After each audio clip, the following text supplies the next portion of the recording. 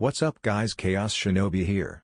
This is What If Naruto Has the Crimson Eye. Summary: shortly after Tsunade accepts the office of Hokage, Naruto learns of his family's bloodline, the precursor to the Byakugan. Chapter 1. Tsunade spent the better part of the week rifling through the filing cabinets in her new office, trying to make sense of the ancient filing system before deciding to simply give everything a once-over and tossing it in a pile with similar things. She had just taken on the mantle of the Godime Hokage about a week prior, and regretted every second of it.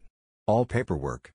Everything that had to do with being Hokage included a stamp, a signature, or 5 minutes of filling out.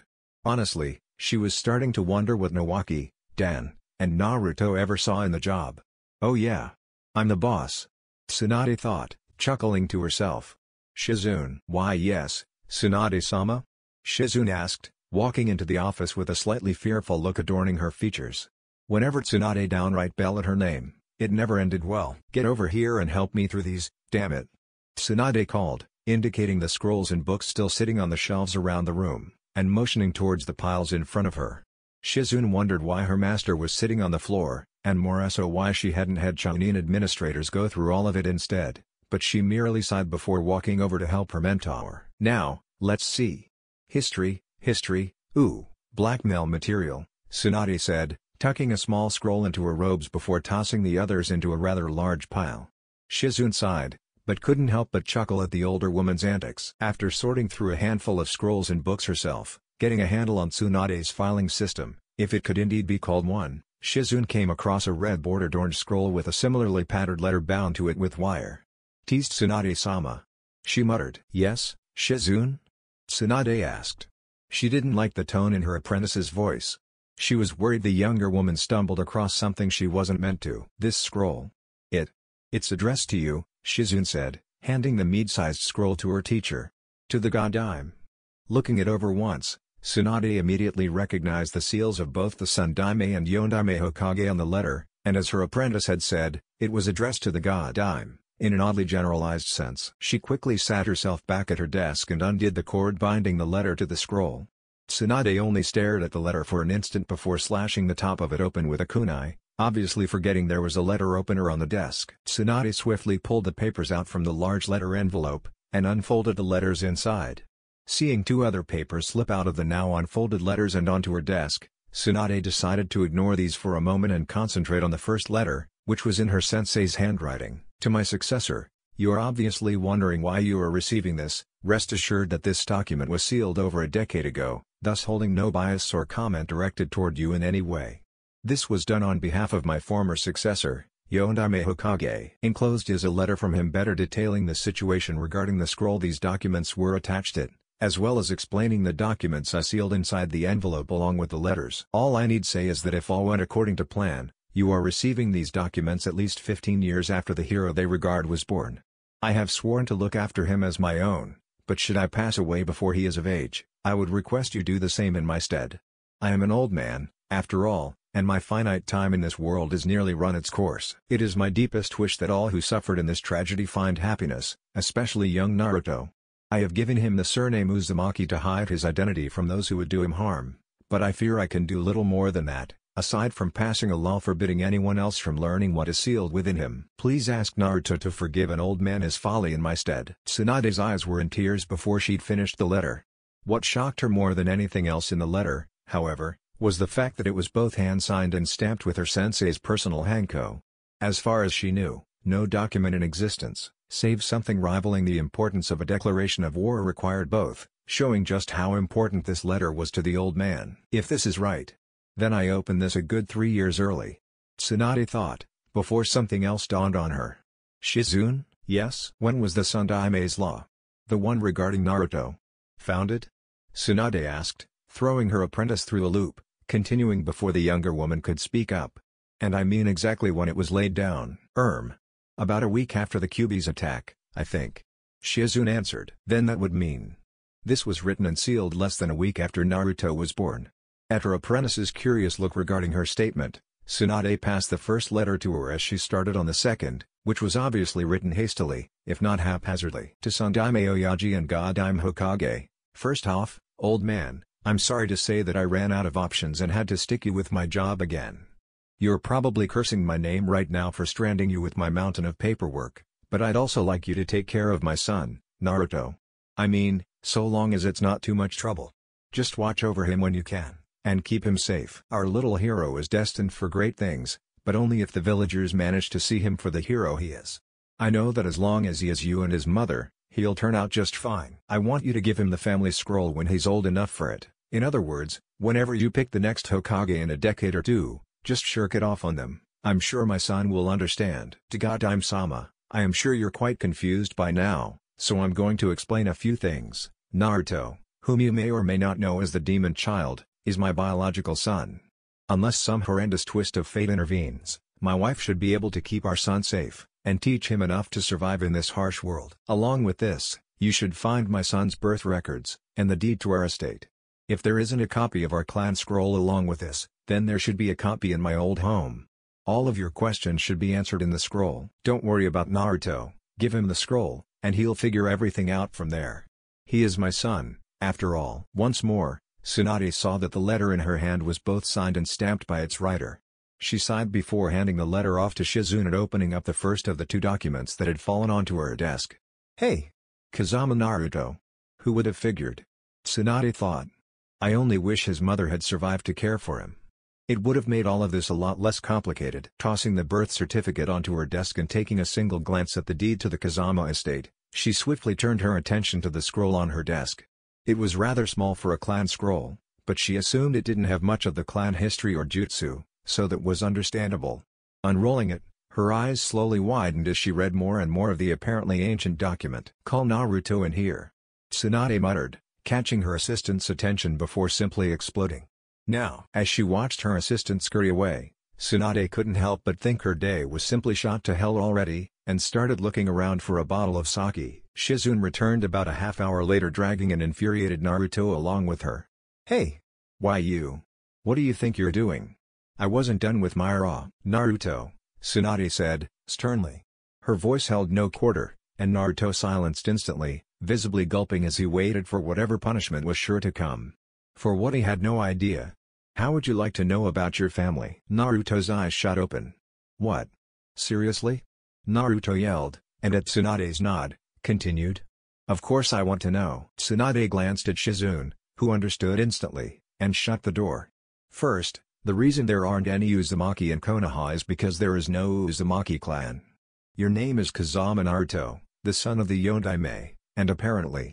Tsunade stopped for a moment, opening the scroll so that Naruto could see its contents. You've got to be shitting me. Naruto muttered as he looked it over. Nope. The Sannin muttered. I'd suggest you find someone to help you figure out how to deal with this, and seeing as the council will want to talk to you about it, I'll set up a meeting in, say, a week or two? Naruto was dumbfounded. But he knew that didn't matter. Naruto. I'd suggest talking to the Hyuga clan. You're friends with Hinata and Neji, right? Naruto nodded, honestly confused. Well then, I bet they can help you out with this, and I can order Shikamaru to teach you how to talk in front of the council, she said, pointing to a spot on the scroll before smiling maliciously. Okay. I'll talk to Neji and Hinata tomorrow morning.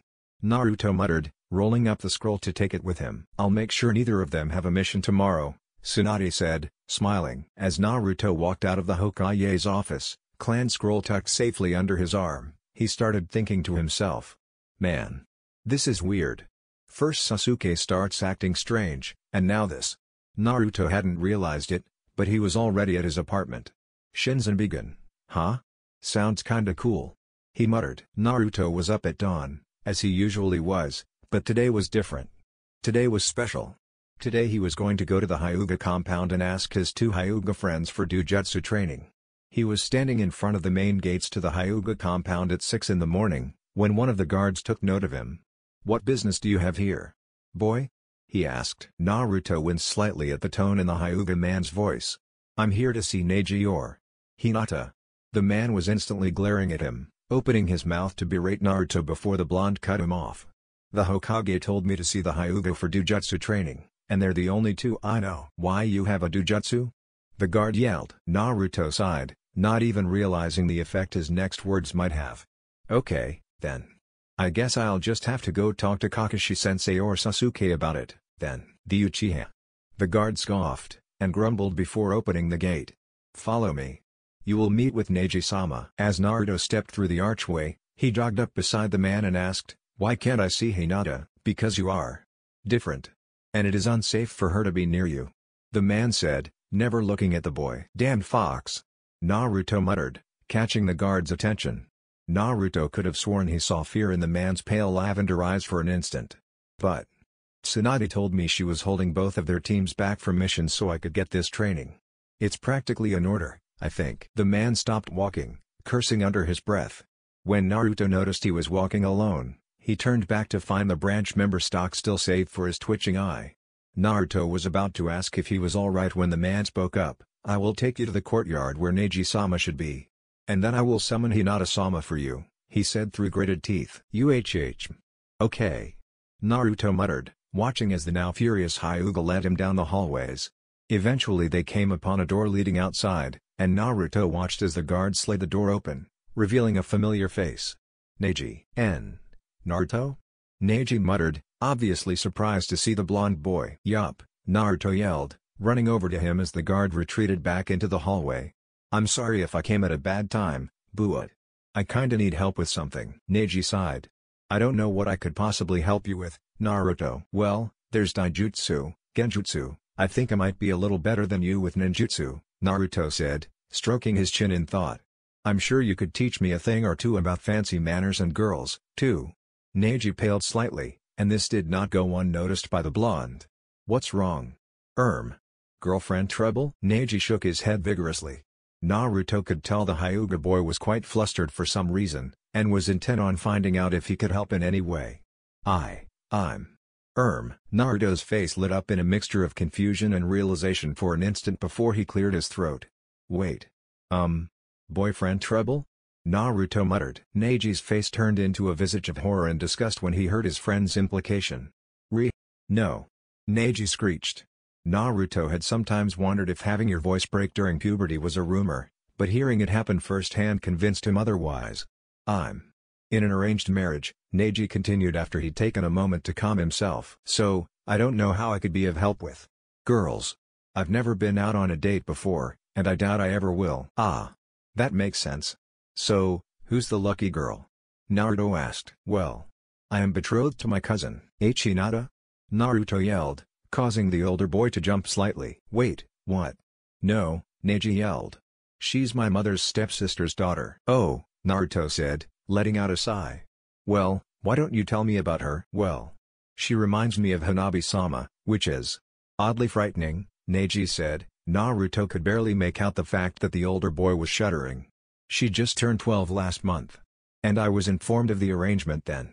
We are to wed when she has reached the marriageable age of 15. 15? Naruto asked, openly gaping. "Isn't that a little young?" "There are several cases that would permit marriage at a much younger age. But most Hyuga are married around their mid-teens," Neji explained.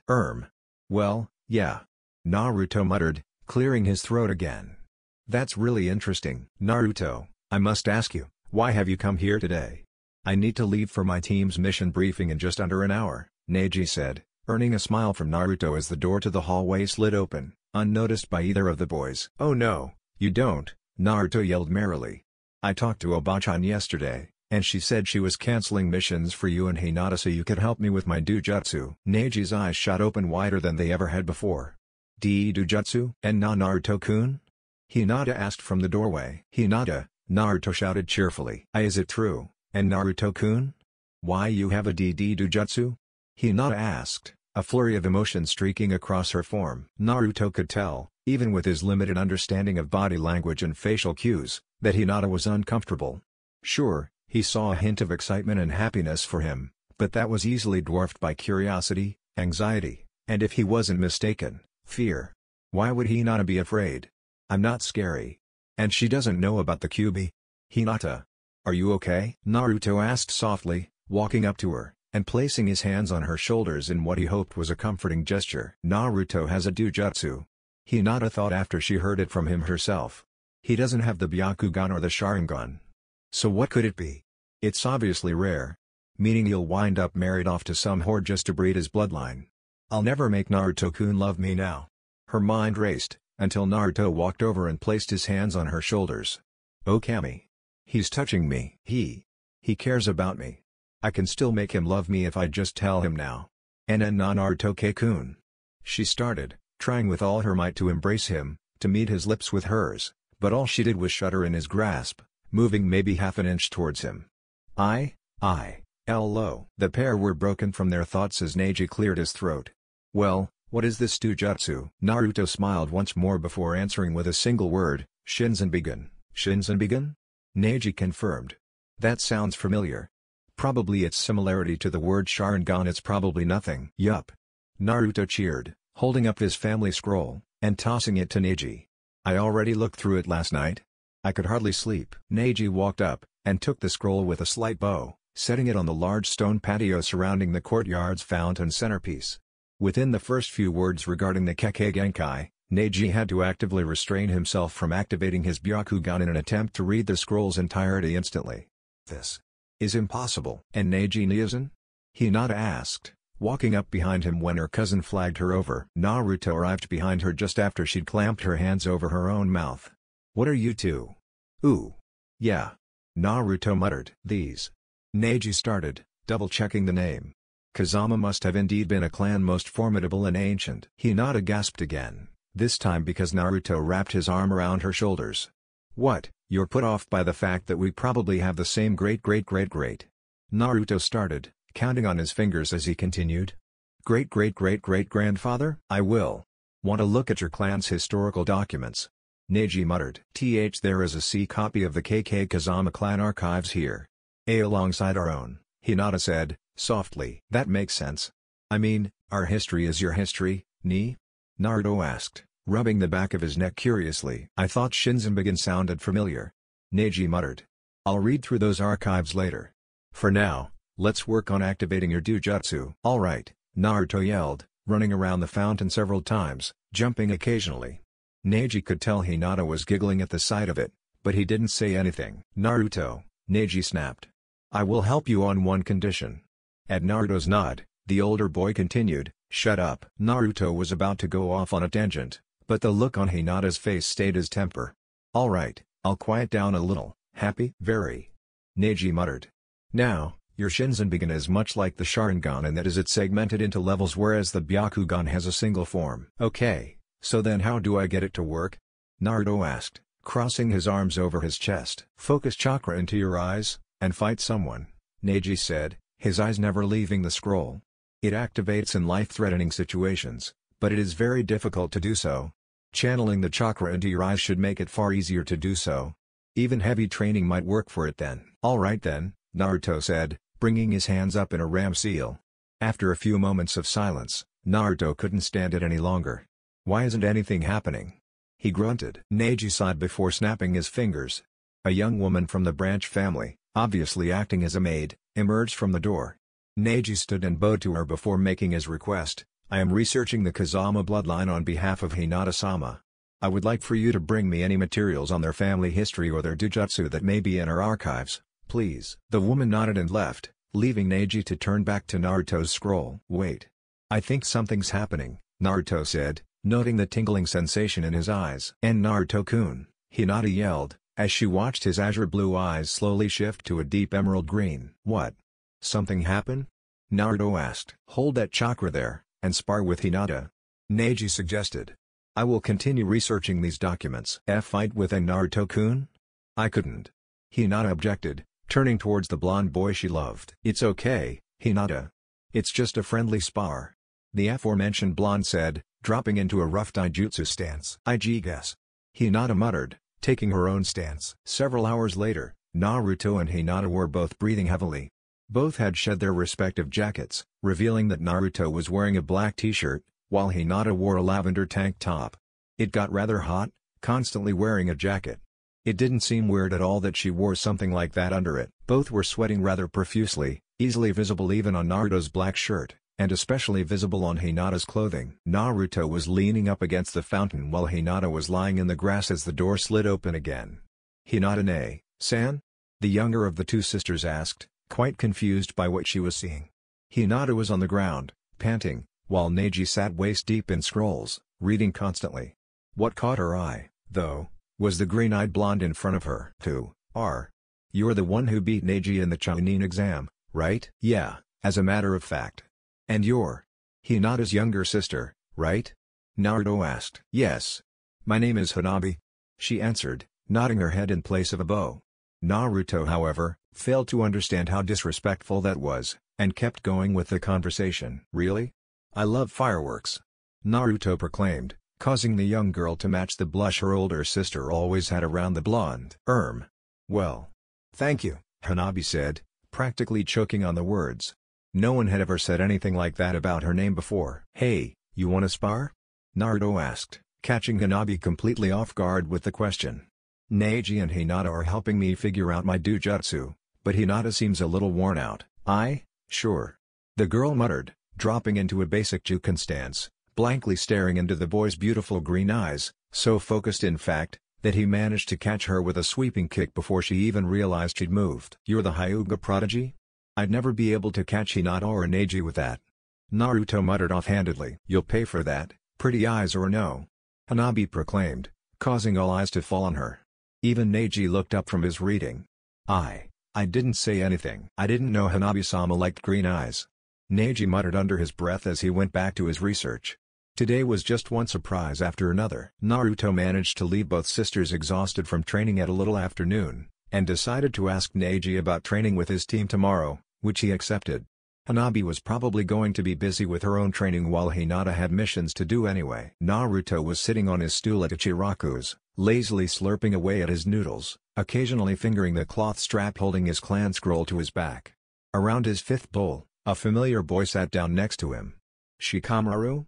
Naruto asked. I've been looking all over for you, Naruto. You know, this was the first place I looked, but you weren't here. The Nara boy stated lazily. Well, what's up? Hokage-sama asked me to teach you the finer points of a political debate. Something about having you ready for a council meeting. Shikamaru answered. It's just too damn troublesome if you ask me. Okay, well, let's get going, then, Naruto said, tossing a small handful of coins next to his stack of bowls before hopping off the stool. Are you sure? Naruto asked as he and Shikamaru went over the Kazama scroll again. They were sitting out back in the Nara district, with the sun shining down on them, and a clear view of the sky, should either of them decide to do any impromptu clown watching. You want to rebuild your clan, don't you? Shikamaru asked. This is the best way to do it, no matter how troublesome it is. Yeah, I suppose you're right. Naruto muttered, rolling up the scroll and slinging it over his back. I'll see you tomorrow then. Yeah. Shikamaru muttered back. Naruto decided to head back to his apartment and turn in early. Team Guy started training a lot earlier than most people. Naruto made it to the aforementioned training ground exactly where Neji said to. At 5 in the morning, there he saw two green-clad blurs colliding with each other repetitively, while a young girl just older than him watched, thermos and cup filled with what Naruto assumed to be coffee in hand. Hey, Tenten? Naruto asked. Huh? Oh. Naruto. Tenten muttered. Neji said you'd be coming by. I didn't think he'd make you come this early though. Yeah, well. I want to get my dojutsu figured out already. Naruto replied, rubbing the back of his neck. This piqued the girl's interest. Oh? I heard something like that from Neji. But he disappeared on me before I could ask him any details. Yeah. It's called the Shinzan. It's supposed to be what the Byakugan evolved from. Naruto answered. Tenten's mouth dropped open. Are you serious? She asked, now rising from her seat on one of the rocks and looking him dead in the eye. Can you get it to work yet? No. That's what this training is for. To try and get it to activate, Naruto stated. Seeing the girl's attitude take a nosedive, he quickly thought of something. But I can get it to do something. Tenten watched as Naruto made a ram seal, and shifted his eyes from blue to green. Amazing. Tenten muttered. They're beautiful. Such a youthful shade. They heard erupt from right behind Tenten. Yosh, Lee. Naruto-kun burns brightly with the flames of youth, Guy yelled from the side of his doppelganger. Naruto started, putting his hands up in a placating gesture. No need to excite yourselves over little ol' me. Guy-sensei. I suggest Naruto-san and Lee-san spar, Neji said, walking up from behind a nearby tree. Yosh. The green-clad man yelled as one. Aw damn. Naruto muttered as a foot collided with his face, sending him sprawling 20 feet back. Lee. Tenten screeched. What was that for? Tenten. We must test Naruto-kun's flames of youth against our own. was his answer. "I'll let you handle that," Tenten muttered, shaking her head and retaking her seat on her rock. "And I shall referee," Guy proclaimed. Neji backed himself up until he was leaning against the rock Tenten was sitting on. "You know, I wouldn't be surprised if you were interested in Naruto-san," he said. The young weapons mistress nearly fell off her rock, her face flushed deep crimson in embarrassment and rage, mostly rage. "What the hell are you talking about?" she roared. "His Kekkei Genkai," Neji answered. "Do you want to know what the Kazama were known for above everything else?" What?" Tenten asked, her rage ebbing away while her embarrassment stayed strong. "Their flawless accuracy with projectile weapons." Tenten openly gaped at what he said. "You mean their Dujutsu?" Tenten started, staring at the blonde who'd finally gotten the hang of light sparring with Lee. "It enhances their vision and hand-eye coordination to the point where they can see anything within their line of sight, and strike it with any projectile weapon," Neji stated. "It also makes the user nearly impervious to all genjutsu, and coupled with his Haijutsu, I have little doubt Naruto-san could assassinate nearly anyone in the village, regardless of rank." "You can't be serious," Tenten muttered, just in time to hear a sickening crack as Lee's foot smashed into Naruto's jaw, sending him flying up 5 feet off the ground and soaring away from the green-clad boy, already at least 10 feet away by the time Tenten could look up to see what had happened. She honestly never once thought the blonde-haired boy could be so lithe. Flipping himself in midair like a cat, landing 20 feet away from Lee with his back to his opponent. He then took 3 kunai, and threw them at the taijutsu prodigy as he turned to face him. Lee was caught off guard by this. True, they never forbade thrown weapons, but Lee assumed it was a match of pure taijutsu. And thus was he struck by the 3 missiles. "Lee!" Guy yelled as he watched his student stumble backwards and fall to the ground. "Lee?" Tenten asked, nearly yelling as she jumped down off the rock, before slowing to a stop and looking at the other boy. "Naruto?" She walked over to the blonde, and stared him straight in the eyes. To say that Naruto was uncomfortable would be a monumental understatement.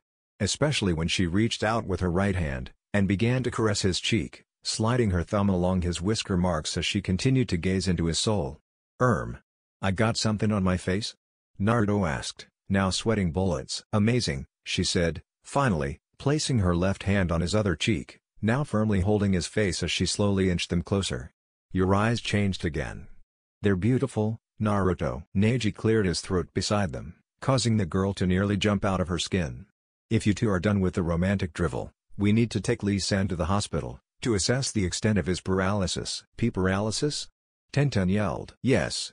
Naruto-san struck 3 major nerve pockets with his kunai, rendering Lee-san immobile, Neji stated stoically. There was a squelch sound as Guy tore one of the kunai from his student's chest. "Guy-sensei, I still cannot move," Lee yelled. "I see at least one good thing came of this," Neji said, taking a small mirror out of his sleeve. "You have obtained the first form of your Dujutsu." Naruto looked into the mirror expectantly, to see his eyes match the golden yellow of his hair. "Hell yeah," Naruto yelled, jumping into the air, eliciting a giggle from Tenten. The next 2 days went by smoothly enough. Lee was only temporarily paralyzed, and Shizune had him fixed up in under 20 minutes. Every morning, he would train with Team Guy to try and master his Dujutsu, and the Haijutsu that came with them. He only ever managed to do one, but that one was enough. Just like Neji said, Naruto's eyes may be weaker than his, but they had techniques that augmented their use tenfold. Naruto's afternoons were spent in the Nara district, learning the finer points of law and etiquette with Shikamaru. The tutoring went extremely well after Shikamaru told Naruto it was little more than tactics with words. After which Naruto, using this analogy as a basis for his studies, took to it with gusto. It was noon the next day, while Naruto was heading from Ichiraku's towards the Nara district like he did every day, that he was ambushed by Team 7, all of whom were extremely irked, save for the ever-stoic Kakashi. "Naruto!" Sakura screeched. "What?" Naruto asked, turning back to see what sort of banshee could make such a racket, only to be greeted by his team.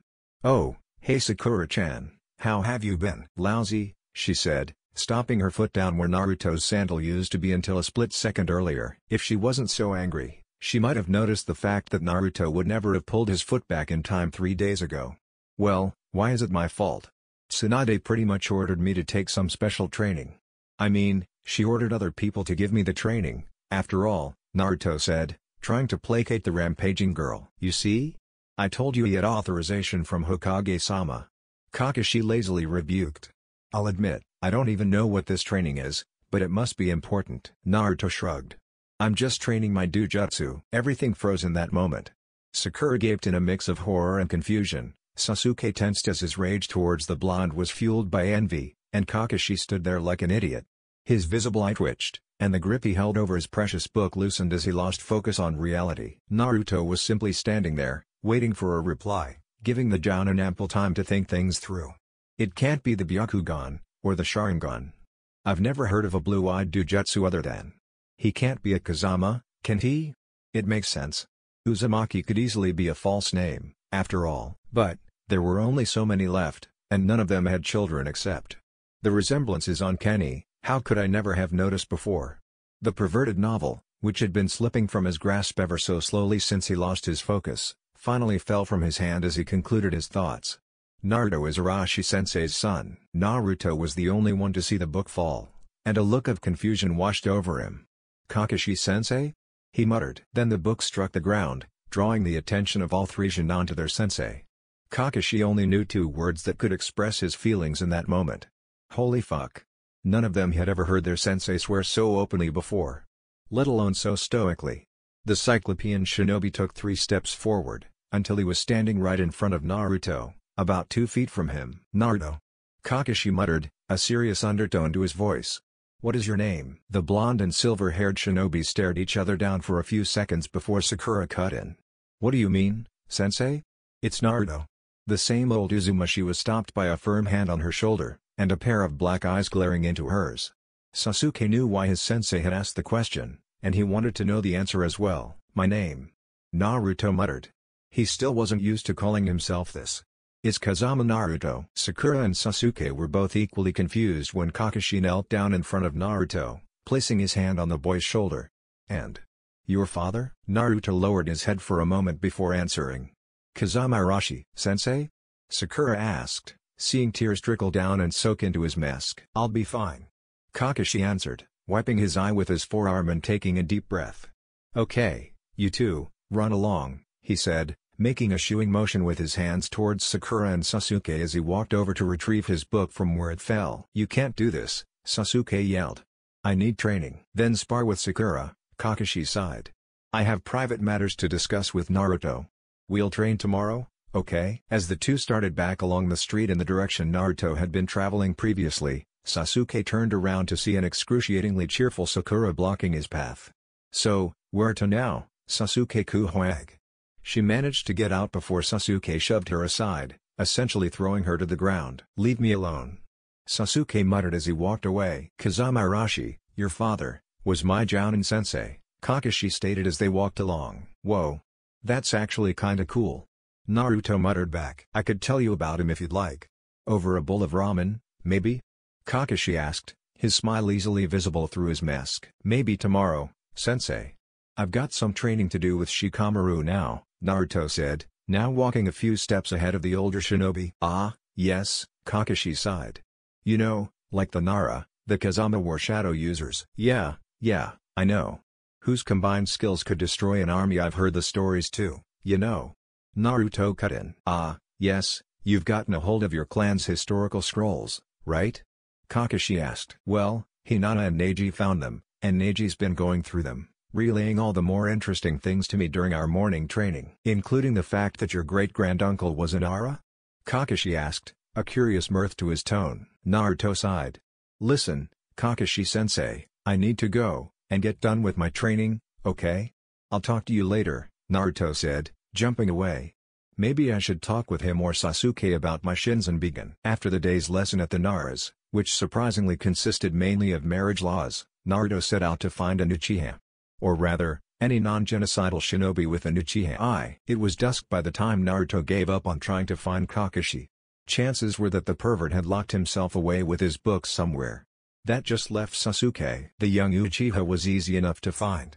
The boy practically radiated angst, after all. He was walking down the badly lit streets in the dark. Not all that suspicious, given who he was. Then again, Naruto was more curious about why Sakura was stalking him. Deciding to follow until he knew just what was going on, Naruto slunk into the shadows, activating his Shinzan-bigen to see from that distance. Sasuke-kun. She called, once he'd nearly reached the gates. Sasuke turned to glare at her, only one jet black visible eye was enough to make her flinch. Go home. He ordered. No, Sakura yelled, inching forward. Why can't you stay with me? With us? Sasuke merely turned back onto the path and took another step. Why can't you get your revenge here? Sasuke stopped and spun around. Because of people like you and Kakashi, holding me back, and that damned Naruto, Sasuke said, rage permeating his voice before he continued under his breath. How dare he pass me up? What? What about Naruto? What about me? Sakura asked, tears streaking down her cheeks. I love you, Sasuke-kun. I would do anything for you, she yelled. Naruto isn't even worth talking about. He's passed us up, Sasuke yelled. He's been training under a Sannin, he's been the favorite of not one, but two Hokages, he seems to have nearly infinite chakra, and he now has a Dujutsu. I don't care about Naruto, Sakura yelled. He'll never be as good as you, Sasuke-kun. Naruto winced when he heard that. Sakura really never liked him. At all. Whatever happened now, Naruto was just going to let it happen. Sakura deserved whatever she got for being stupid enough to love Sasuke instead of him. I already told you, Sasuke said, turning away once more. He passed us up.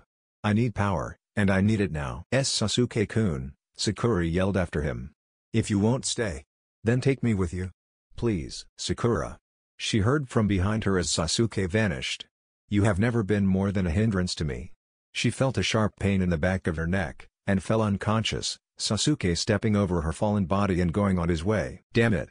Naruto muttered, jumping down after Sasuke left, forming a cage bunshine, which picked Sakura up off the street. Take her to the hospital. Then find Shizune and tell her about what happened here. The real Naruto said, and they dashed off in opposite directions. Sasuke is still faster than me, but he doesn't know he's being followed. I should be able to catch up soon. As the clone made it to the hospital, he plowed right through the doors, and slid to a stop in front of the main desk. Where's Shizune-chan? The nurse behind the desk sighed. Once glance told her the girl was fine, just unconscious. What is it now, demon brat? Your little girlfriend got a sprained ankle again, and you ran her here thinking it's the end of the world? She chuckled maliciously. No, now listen the fuck up. The clone roared, driving everyone in the room to a frightened stupor. I'm just a cage bunshine. I need to report a missing nin that the real me went after before I pop. The woman nearly chuckled. Before I pop was an interesting way to word how a cage bunshine is destroyed, but nonetheless, she could hear the severity in his words. She's right down that hall. The woman muttered, pointing off to her side. The clone didn't even bother to thank the woman before he dashed off down the hall. When he caught a glimpse of the woman he was looking for, he yelled, Shizune-chan. Sasuke went rogue and attacked Sakura. Naruto just caught up to Sasuke, who stood next to four people who were obviously auto ninja, a cute red-haired girl, a freak with 6 arms, another freak with 2 heads, and a fat kid about twice the girth of Kuji. Naruto knew he couldn't take them head-on, but he couldn't sneak around and catch them off guard either. It was now that Naruto thanked Neji repeatedly for insisting he learn at least one of his clan's Haijutsu before he continued training his new eyes. Sasuke team, Naruto yelled, from just behind them. Dobe. Even you can't possibly be this stupid. Sasuke muttered as he turned around to find yellow eyes glaring into his. DCH. So this is your Dujutsu? Pathetic. Naruto began flashing through hand seals before Sasuke could activate his Sharingan. Only an Uchiha would be so arrogant as to forget that my eyes are the perfect weapons against yours. Sasuke's now red eyes narrowed. What do you mean? He muttered, only to be met with a smirk and a battle cry. Kurakiri no Jutsu. What? Sasuke roared, snapping his head from side to side, looking for his new comrades or his enemy. Why can't I see anything? Because the Sharingan specializes in catching motion. Sasuke heard from his left. Take away all light by which to see that motion, and your Sharingan is worthless. He heard from behind him, after having turned to face the voice from before. Sasuke smirked. But motion isn't all my Sharingan can see. You are referring to the Sharingan's ability to see chakra, yes? Naruto asked, from nowhere in particular. Sasuke was getting pissed. What the fuck do you think this is made out of? I'll have you know I haven't had beans in a few months. Sasuke took out a pair of kunai, preparing to charge the next time he could tell where Naruto was via his voice. You can't possibly match my clan's eyes. Listen, genius, the Hyuga clan can barely see and hear, with all the chakra. If their ability to see through chakra dwarfs your own, how the hell do you expect to see through it yourself? Naruto could see that the 4 Autonin were playing it safe. They couldn't tell where he was either, and since Naruto seemed to only be after Sasuke, they just stood there, as if waiting for orders. I don't care, Dobe. I'll kill you. Will you now? Naruto asked, so close behind him that Sasuke could feel the blonde's breath ruffle his hair slightly. Swinging his kunai around behind him, Sasuke spun around to face his opponent, and felt a sharp pain in the back of his neck. Nighty-night, Sasuke team. Naruto muttered, picking the boy up after having knocked him out with the same method used on Sakura. When Naruto was about a half-mile away, he let the flow of chakra to the mist cease. He was at his limit for distance anyway. As the Auto-nin glanced around, the red-haired girl was the first to speak up. Fuck. Another few minutes later, and Naruto kicked open the door to Tsunade's office. One Uchiha Nuke Nin, Naruto said, his voice an interesting mix of pride and sorrow, with just a hint of pure unbridled rage, before sliding Sasuke off his back and throwing him forward with enough force to crack the front of Tsunade's desk with his back. Courtesy of the Kazama clan, Naruto glanced over to Shizune, who was panting slightly with a concerned look in her eyes as she stood next to a practically fuming Tsunade. Shizune. Call Kakashi, Tsunade said, her fingers laced in front of her mouth, not bothering to break the glare she was sending at Naruto. Everything he knew about Tsunade, including his gut instinct, told him her rage wasn't focused on him, but it still unnerved him to be stared at like that. Naruto. While I agree Sasuke needs to be punished for assaulting a fellow Leaf Nin, even implying someone might be a Nuke Nin is a serious accusation. Do you have any proof? Naruto wanted to simply stand there and scream at the woman, but if there was one thing Shikamaru had drilled into his brain, it was that yelling won't solve anything nearly as well as Naruto seemed to think it did. So, instead of blowing up at her, Naruto took 3 deep breaths, one of the many calming techniques Shikamaru had taught him, and thought it over rationally. Who knew one lazy smartass could turn a blockhead like Naruto into a politician? Sasuke not only attacked Sakura, he also left the village with the intent of traveling to another hidden village. I know this not only because of the conversation I overheard between him and Sakura before he incapacitated her, but also because he was with 4 sound ninja when I caught up to him. Tsunade nearly gasped. Orochimaru? Yes, Hokage-sama, Naruto said with a slight bow, keeping as formal as he could for the sake of appearances. Before she could ask any questions, Naruto started again. I had intended to apprehend the Auto-nin as well, but I soon realized I myself could not do so without killing more than one of them, possibly Sasuke, as well as the fact that I doubted I could keep one of them from escaping before I finished off their companions. Tsunade was amazed by what she heard. Not only by what Naruto was saying, but how he was saying it. And you have a reason for not even attempting to take these 4, was it? Into custody? Why? Naruto smirked. Like I said, there was no way I myself could bring them all back to Konoha. They appeared to be stronger than the average Auto-nin. High Chunin or Jounin level, at least. So Kage Bunshin, even while their eyesight was hindered by my Kuraikiri, would have had little positive effect. Naruto's smile widened. Tsunade was starting to wonder what kind of political monster she'd created by sending Naruto to Shikamaru. However, we know 2 things for certain: Sasuke is very important to Orochimaru, and he has a limited number of quality shinobi. How do you know that? Tsunade asked, wondering who told Naruto about their tactical advantage over Auto. Give anyone enough liquor, and the right mix of certain compounds, and they'll tell you anything you want, Naruto chuckled. Tsunade's eyes widened slightly. You drugged Jiraiya? Who said it was Jiraiya? Naruto asked. Tsunade was more worried about the fact that he wasn't denying using certain substances on his fellow Leaf Nin. Anyway, where was I? Ah, right. With the current information, it can be deduced that Orochimaru will send at least 1 or more of those 4 to fetch dearest Uchiha team from his prison cell, he said wistfully. And you would give up the descriptions of these 4? Tsunade asked, taking out a notepad and a pencil from her desk drawer. Not everything the Hokage writes is formal, after all. Gladly, Naruto said, smiling as Tsunade noticed the evil glint in his eye. That boy was getting too damn good at this. Later on, Auto outpost near Konoha. What do you mean you lost the Uchiha? Kabuto asked, putting as much venom into his words as he could, since Orochimaru wasn't there to scold them. A blonde leaf brat came and took him. We were at a tactical disadvantage. The many-armed boy, Kitamura, stated. What kind of tactical disadvantage?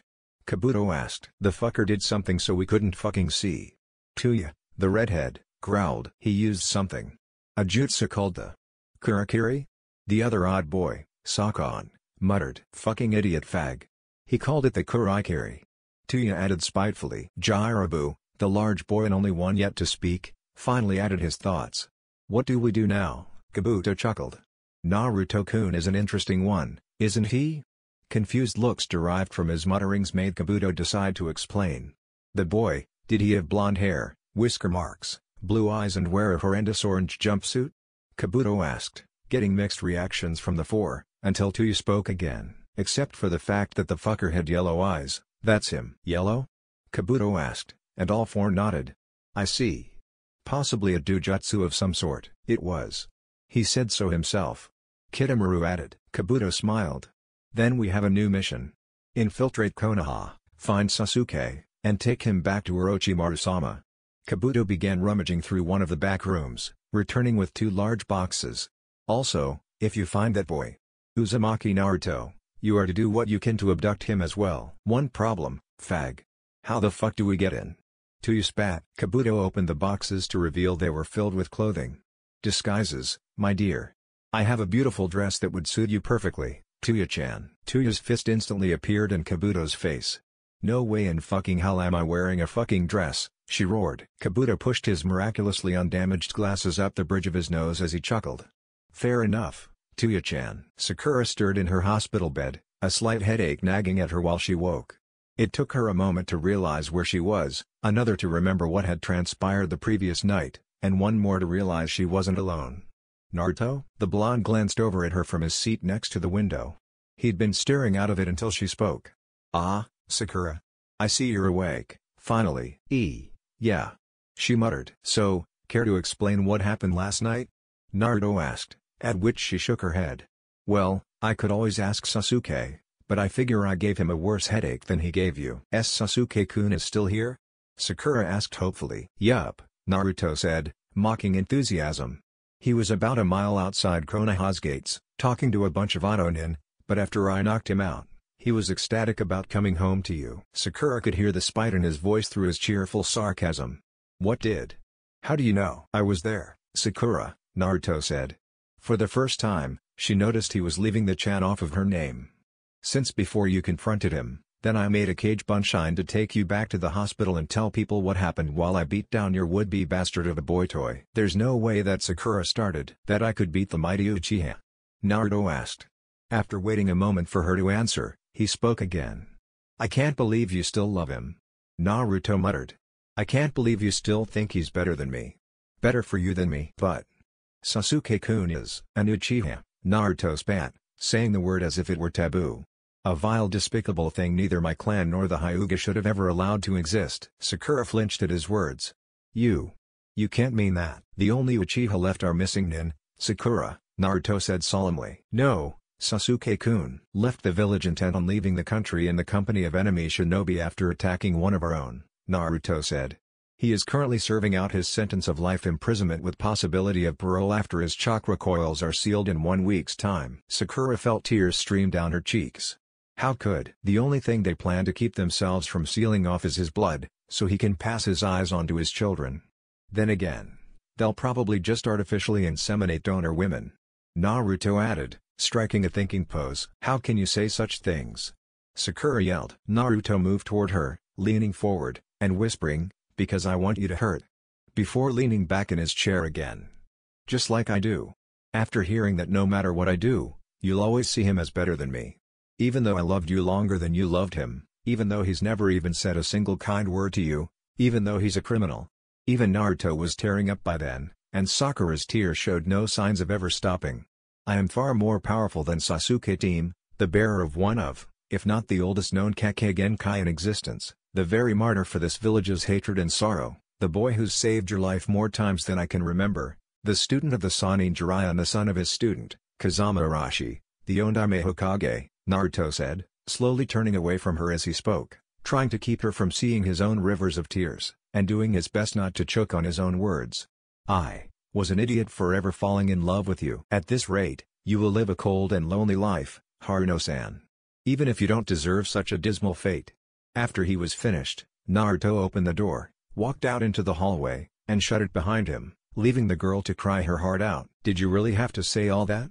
Tsunade asked from where she was leaning beside the door. Yes, was Naruto's answer. Does it make you feel good to see her cry like that?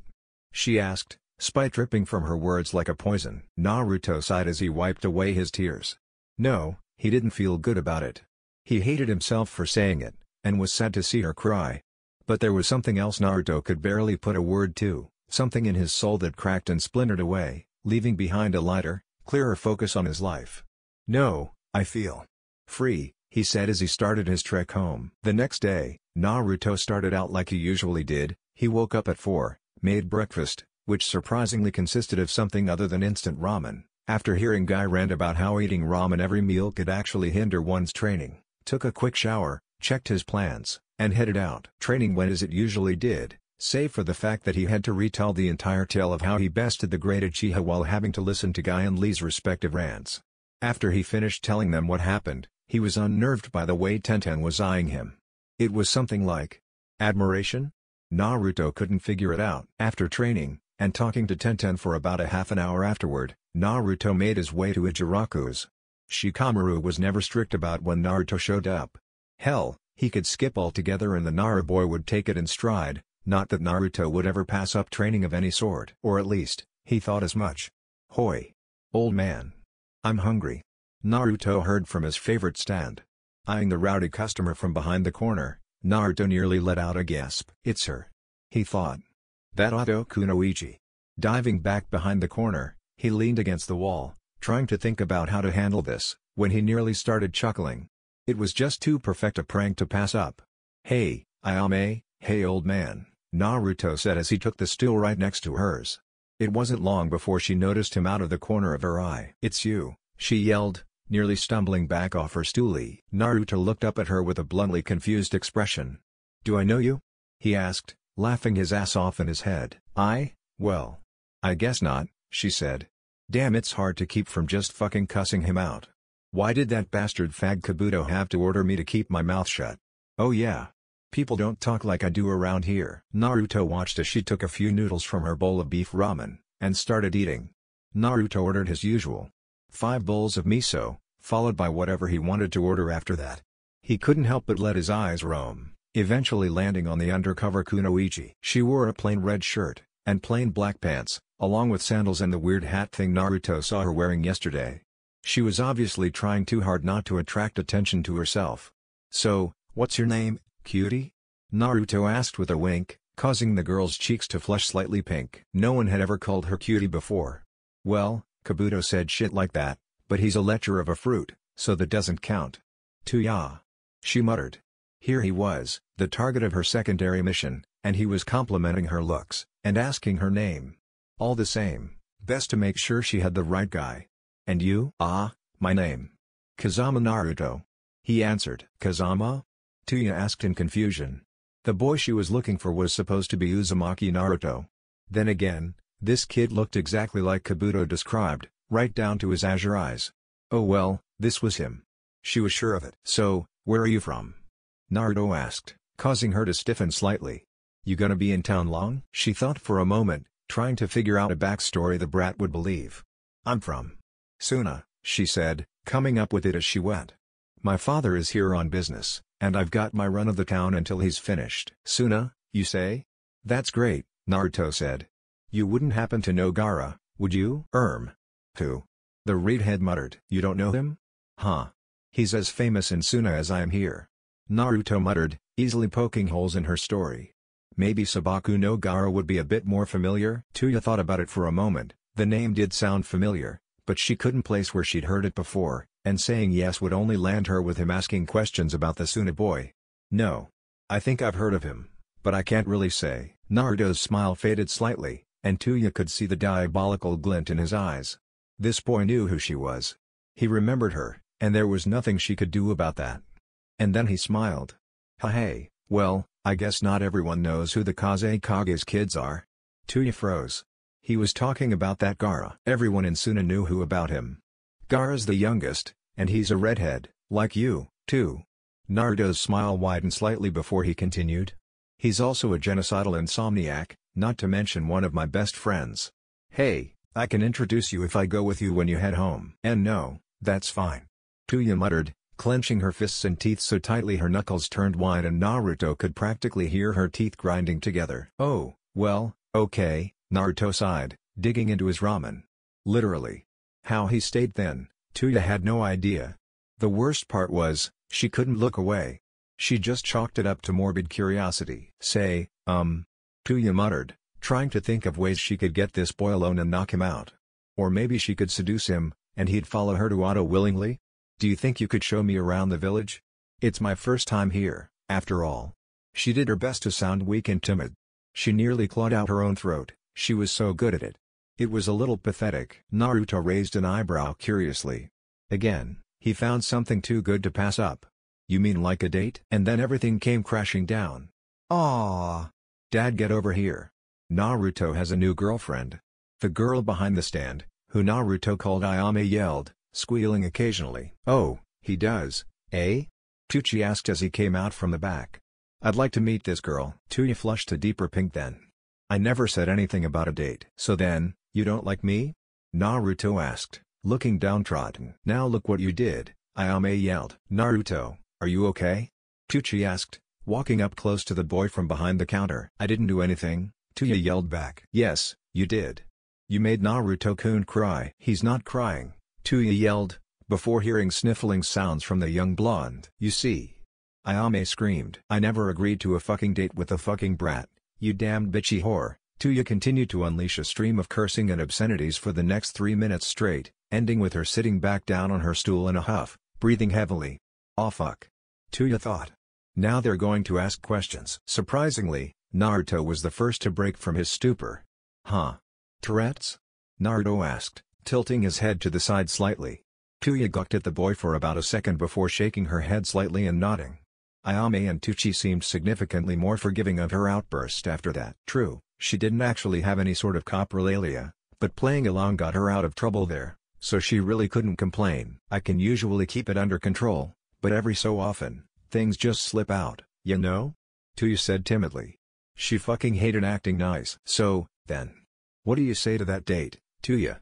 Naruto asked, his smile returning in full force. I thought I told you no. Tuya muttered. Aww. But I'd take you to do whatever you want. And then I'd even pay for dinner afterwards. Naruto proclaimed. Tuya couldn't believe how persistent the little runt could be. But, it might work out in her favor. Oh, alright. But just one date, and we'll see where it goes from there, she sighed. Naruto nearly jumped for joy, but then he remembered all of the things Shikamaru taught him, as well as the fact that she just happened to be the enemy. This'll be your first date, right Naruto-kun? Ayame asked. She really was like an older sister most of the time. Yeah. I guess it is my first date, huh? He asked in response. What about you? I'm sure all the boys back in Suna are after you, Naruto chuckled. Actually. Tuya muttered. It's my first date too. Okay, then. Let's go, Naruto yelled, grabbing her by the wrist and dragging her along before turning back to pay his tab. Don't worry about it, Naruto. It's on the house today, Tucci said, waving him off. Just go have fun on your date. Naruto nodded and continued dragging Tuya along while laughing childishly. After they were about a block away, Naruto stopped and took on a solemn look. You know, you can drop the act. He muttered. Tuya looked at him with fear in her eyes. She was already sure he knew who she was. Well, maybe 80% sure. What do you mean? She asked. The act. The one you put up back at the Ichiraku, Naruto said. I know that wasn't some Tourette's outburst there. That was the real you. Stop acting, okay? Tuya was dumbfounded. There was no way he was smart enough to figure that out, but dumb enough to not know who she is. Oh well, he wanted the real her? Sure, he could have her. Alright then, she sighed. I can finally quit with the fucking act in front of the fucking people, eh fag? Naruto was taken aback slightly. This was a big personality change. Well, I did ask for the real you. He muttered. You're damn fucking right you did, she said, smirking slightly. Naruto glanced over to her, thinking to himself. You know. I think I can like you, Taiyu-chan, he said with a smile, causing her cheeks to match her hair for an instant. Naruto saw something akin to a flinch out of the corner of his eye as he called her that. He couldn't blame her, after all.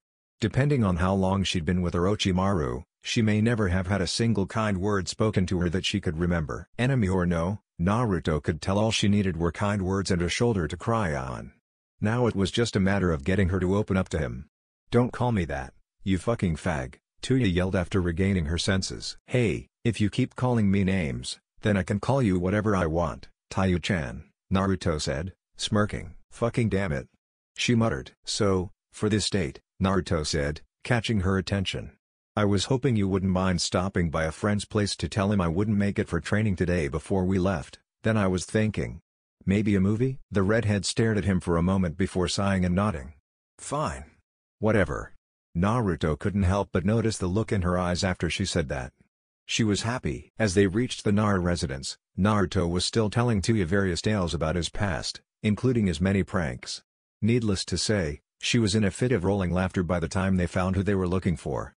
Shikamaru. The lazy Chunin glanced over from his spot at the top of a small hill near his home, merely tilting his head to the side as he lay in the grass. Naruto. He muttered. This fucking cockrider is the bastard who's teaching you political shit? Tuya asked, rather casually despite her wording. Naruto barely kept himself from outright laughing. Yeah, that's Shikamaru, he said, looking at the boy who was eyeing the girl curiously after hearing what she'd said. Don't worry, she says that kinda stuff about everyone. Ah. Shikamaru muttered. Troublesome mannerisms. Hey, if you don't mind, I'm heading out on a date with Tuya. Here, Naruto said, wrapping his arm around the girl's waist, causing her to blush slightly while glaring at him. So I'll have to cancel for today. No problem. The Nara boy sighed, leaning back against the grass again. Troublesome women. 4.5 hours and 2 movies later, Naruto was slightly surprised that Tuya picked 2 of the most violent, goriest, mature and otherwise masculine movies Naruto had ever seen. This girl seemed to be the epitome of tomboy. So, Taiyu-chan. Naruto started, a little unsure of what to do. How about we go find somewhere to eat? Fuck yes, I'm starving. The redhead answered, drawing a few awkward glances and glares from others just exiting the theater like them, but paying them no heed. Hey! You in the mood for anything in particular?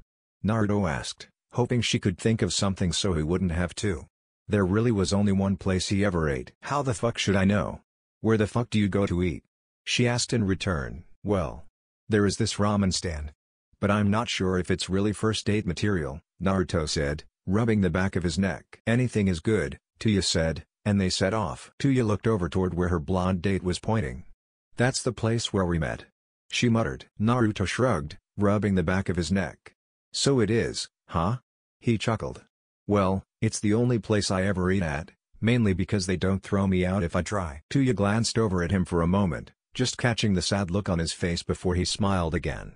What the fuck are you talking about? Oh, it's nothing. Naruto muttered solemnly, walking up to claim his favorite stool. Like how it is? Tuya thought as she took the seat beside his. Oh, back from your date? The old man behind the counter asked. Actually, we're still on our date, Naruto stated shyly, rubbing the back of his neck. Tuchi's eyes widened, Naruto realizing this was the first time he'd ever clearly seen the man's eyes. You're joking. This isn't the kind of place you take a girl for a date. It's fine. We didn't really have anywhere else to go, and I like the company here, Naruto said, shooting the redhead at his side an interesting glance. Tuya then, curiously, began rummaging through her pockets. Naruto-kun, I think I dropped my flute a few blocks back, would you find it for me? She asked. In an instant, the blonde nodded and dashed away. That's our Naruto-kun. He'll do anything to make someone else happy, Ayame said as she stalked out from the back, smiling at Tuya only to recoil from the redhead's glare. Why the fuck does everyone hate Naruto? Tuya asked angrily once she thought the blonde was out of earshot. Tuchi and Ayame looked at each other, their faces painted with the sorrow they'd helped alleviate from their favorite customer over the years. We can't tell you, Ayame said after a moment. Why the fuck not?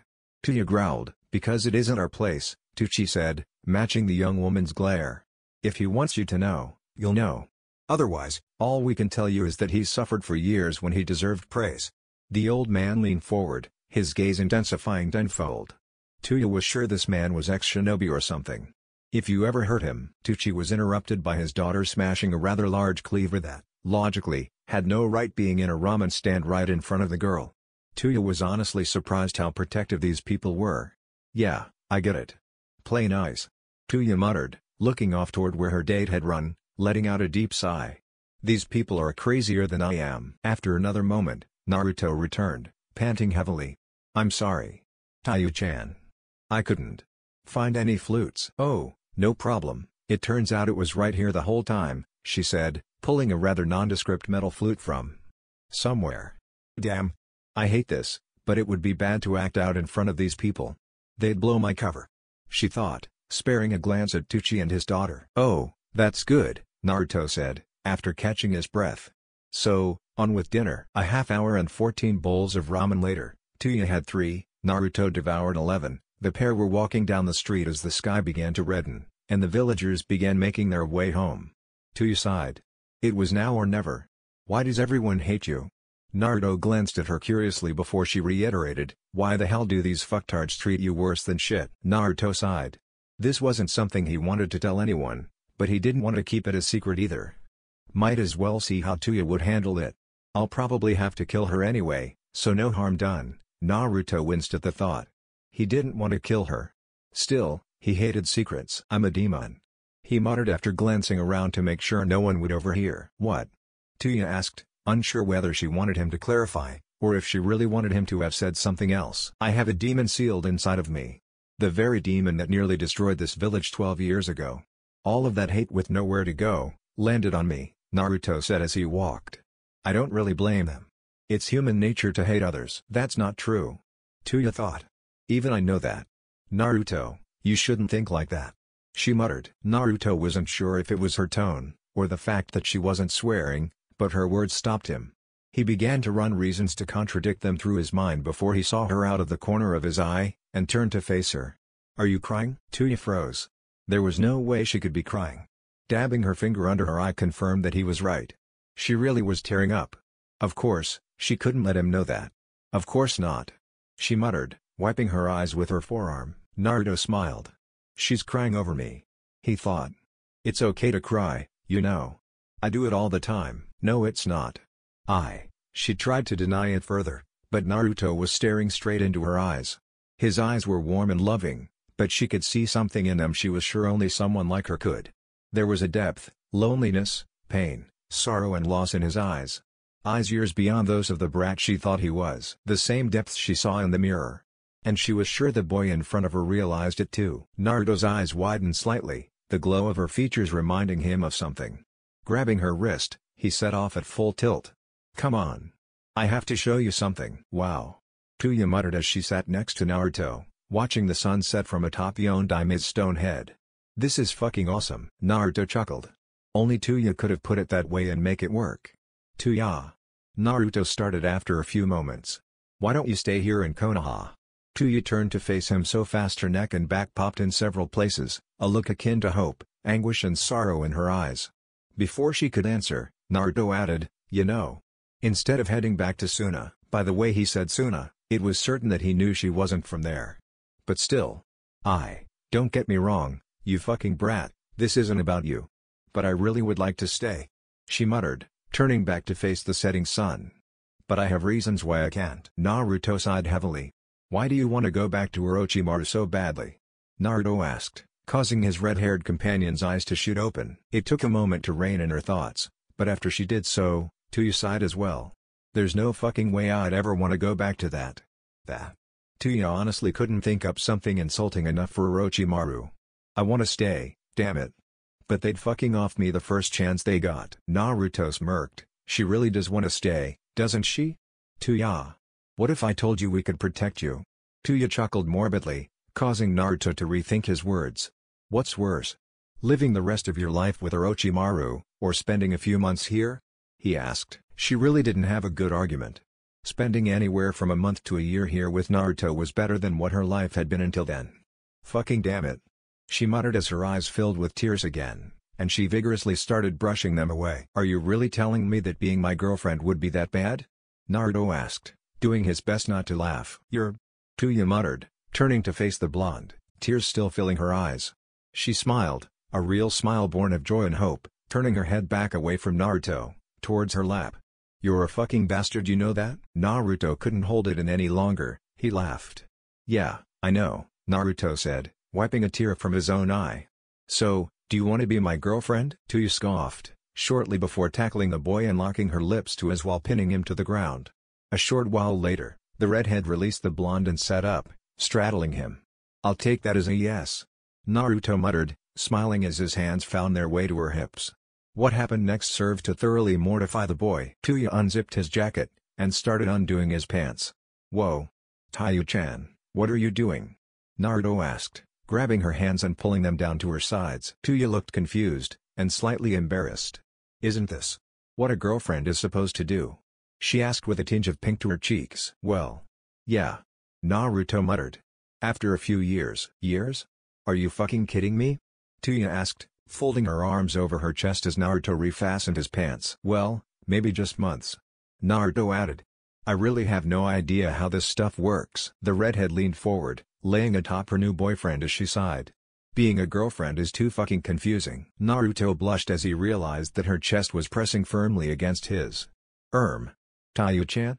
He asked. What the hell is it now, damn, she said as she leaned up, before her cheeks erupted into a crimson flurry, Naruto matching it easily. Ah. Tuya slid off of Naruto's lap, sitting beside him as he adjusted something in his pants. Sorry about that. You'd fucking better be. Tuya muttered, her face still slightly red. Naruto sat there, next to his red-haired girlfriend, trying as hard as he could to think of something to break the awkward silence. It's beautiful, isn't it? He asked, wrapping his arm around her shoulder. Hey! Fuck yeah! She answered, leaning into his shoulder. After another minute of comfortable silence, she sighed, her eyes falling to her lap. You know, as soon as someone finds out who I am. Naruto groaned. You know, there's a way around that. Tuya's eyes shot open, and she turned toward him, her nose no more than an inch from his. What? Fuck man, out with it damn it. Naruto smirked, leaning forward to whisper into her ear. Her eyes shot open, gaping at the boy as he pulled away from her and stared into her eyes. Naruto simply sat there and smiled, waiting to see what her reaction would be, knowing he'd have to explain it. Holy fuck. He's serious. Tuya thought as she struggled to close her mouth. But it works. Right? Fucking hell. You're going to have to run that by me again. She muttered. With a shitload more detail. The blonde merely smirked. Why the hell am I wearing this? Kitamura asked, standing alongside his teammates, garbed in a baggy brown trench coat reminiscent of the Aburame clan. He reached up to adjust the bandana around his head with the two arms he had in each sleeve. This thing itches. Worse than your Hitai? Jiraibu asked, he himself clad in a red-orange yukata. Yes, worse than that. This thing must have bugs or something. Kitamura groaned. Who knows how long these clothes have been out there?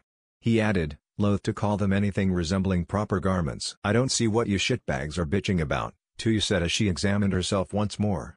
I kinda like the fags fucking piss rags. I don't see what's so bad about them either, Kitamura.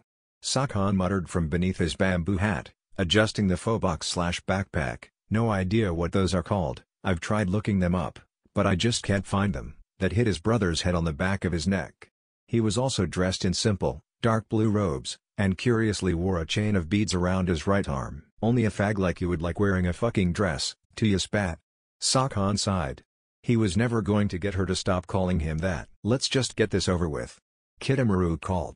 Split up and search, we'll meet back here at noon. Just behind them, a silver-haired man dressed in full Anbu gear smirked behind his mask. I found him, Sakan said as they gathered at the appointed time. Where? Kitamura asked. There is a special confinement center, in the middle of the Anbu barracks. The other two cringed. He is being held there, under the guard of several Anbu, as well as a few of these wide-eyed Hyuga freaks Kabuto warned us about. It makes sense why we couldn't just use Henge then, Kitamura sighed. Let's go get him then. Jiraibu started, only to be caught by Kitamura before he could head off toward the barracks. Where is Tuya? Kitamura asked. At Jiraibu and Sakan's mutual shrug, he sighed. Come on then, we'll go find this place you were talking about. It took them over an hour to reach their destination through civilian means, making sure to avoid the eyes of watchful Anbu patrolling above. This is the place. Sakan muttered from their perch in a nearby building. Okay. Jiraibu, you go find Tuya. Sakan and I will figure out a plan, got it? Kitamura ordered, taking command while Tuya was indisposed. After 5 hours, and 7 rounds around the premises, Kitamura and Sakan were beginning to get annoyed. What could possibly take him this long? Sakan asked. Either he's dead, or he found an all-you-can-eat buffet, Kitamura stated monotonously, before erupting into laughter. It's nearly sundown. Sakan noted. Yeah. We'll hit him when it's dark, with or without those two, Kitamura said, grinning slightly. An hour after sunset, the two set out into the building. They were unnerved by how few people they came across, too. That wasn't nearly enough.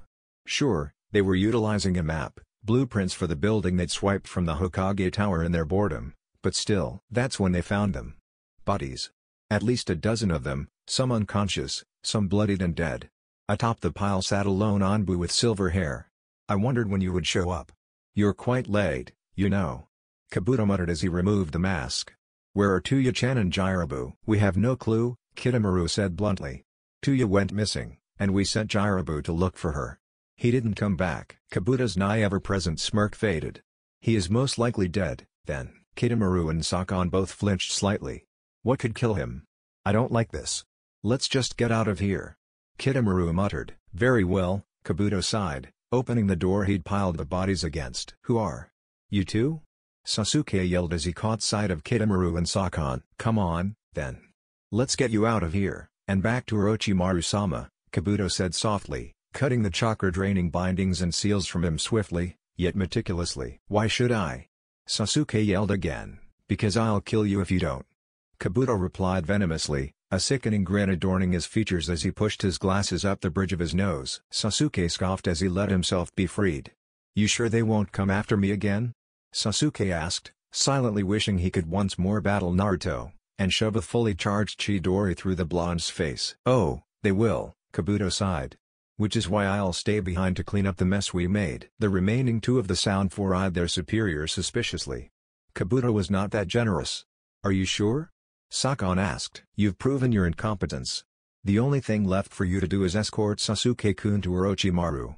Kabuto muttered spitefully. The pair winced again as Kabuto finished undoing Sasuke's bindings. Alright, let's go. Kitamura muttered, Sakon and Sasuke following closely behind as he began to sprint down the halls. I guess it's my turn.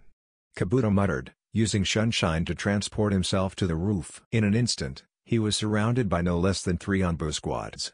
Kabuto, surrender, and we can end this without killing you. A particularly lazy voice said from behind the captain's mask. I hate being the distraction. Kabuto thought. This is not going to be a simple fight, will it? He mused. You choose to resist?